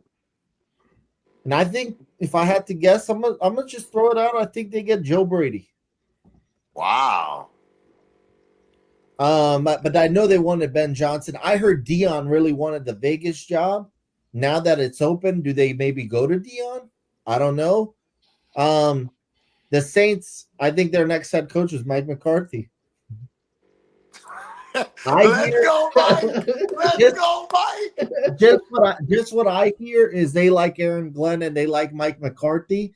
That's what I'm hearing. So I would have to say Mike McCarthy. Bring Aaron Rodgers. Bring him over. Because I hear that Aaron Glenn wants the Jets job, and I think he ends up the next Jets coach. So those are my predictions. I won't go 5 for 5. These things are very hard to predict. So I'm gonna say those. The Cowboys one is happening though. Aaron Glenn, he left the Jets facility today. Their plan was not to let him leave without having a deal in place with him, but he left. He'll be in New Orleans tomorrow. So you're saying it's a chance. Yes, sir. There is a chance. And I'd love for him to be the Saints head coach. Kingsbury to Jacksonville sounds about right. I don't think Dion ends up for the Raiders. I think that he may have wanted to go there, but that was on the premise that Shador would be going to the Raiders. That could happen though. Which could still happen. Maybe they're like, damn it, let's go with that. Well, yeah, they'll have to give up a lot to move up because they're drafting what, fifth now? They're sixth. Yeah, they would have to move up to at least 2. Yeah. Yeah, so that'll be a hard sell for them. Because then they'll have to draft shallow too. So, I mean, that could be a late round pick. Then yeah, that could be a super late round pick. Respectfully. Yeah, but I mean, I don't know. I don't see that. I think Kingsbury, he might end up with the Jets. I'm not sure, man. I'm not sure about the rest of these jobs opening. Pete Carroll was the wild card. I sure thought he was going to be coaching somebody this year, but it didn't. I haven't heard anybody talking about him, so he might just keep his little job in the front office at Seattle. Well, who do you think your Saints eventually end up with? I know you'd like Aaron Glenn, but who do you think they end up with? Probably McCarthy because they like him. I'm not totally against that because I don't think he's a bad coach. I just think that he didn't capitalize on the situation he was put in. He was put in. I think he's too soft though. Culture is the word I was looking for earlier. He needs to come in and change the culture. I don't think he's a culture changer. I think he's a player's coach. He's way laid back, and he comes in and they almost run over him. I think if he comes to New Orleans, they need to keep Rizzy on the staff and let him almost be the enforcer. But you probably want, if you couldn't get Aaron Glenn, you'd probably prefer Joe Brady because of the LSU connection. Yeah, I most definitely want Joe Brady. I just think he's a great offensive mind. And I think we have a good offensive coordinator now, but you bring in a Joe Brady who's had experience winning in Louisiana. I think that's a good hire. I think everybody's happy with him, and he gets the time. He gets time that another coach may not get to get it right. And I think that he can maximize the talent that we have on offense too, based off just his running LSU and his running Buffalo. I don't even count the Carolina thing because they gave up on him way too early. Okay. All right. Well, I'll say this. If Aaron Glenn is announced as the Saints head coach, he'll be tomorrow, for sure. For sure. He'll get the job tomorrow. If he doesn't get that job, it'll be Joe Brady. I think it'll be Joe Brady as the Saints head coach. If it goes anything past tomorrow, I think Joe Brady becomes the Saints' next head coach.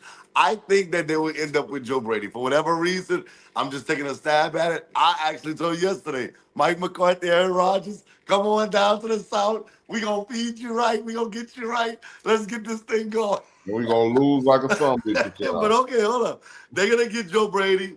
I got the Saints getting Joe Brady. I do agree with Yvonne. I think the Jags get Cliff Kingsbury. And that may help Trevor Lawrence. I don't know what's wrong with Trevor Lawrence because in college, I thought Trevor Lawrence was going to be a stud in the NFL. And I don't know. I understand the playoff win, but the last few years, it's been trash in Jacksonville. Trash after trash after trash. And I even picked them to win this year. The Jets get Aaron Glenn. Then I got the Raiders getting Deion Sanders. And I got the Cowboys getting Kellen Moore. I think the Raiders get Deion. I do. I think they, like you said, I think they wanted Ben Johnson, but they gonna get this big hire. They gonna get Deion in there. They gonna get Shadir there. It's gonna work out. The Jags. I'm going a different direction. I'm going with the opposite coordinator from Tampa Bay, Liam Cohen. Okay. I think he's a strong candidate for that position right now. I think he'll be the next Jaguars head coach. As far as the Las Vegas Raiders, I think it's going to be Joe Brady. I think Joe Brady will be the Raiders' next head coach. New Orleans Saints, I'm gonna say it's gonna be Mike McCarthy, man. I think the Saints prefer a Super Bowl pedigree type of coach that could get them there. I don't think they're gonna go with somebody young, and I think they're still gonna keep Clint Kubiak as their offensive coordinator.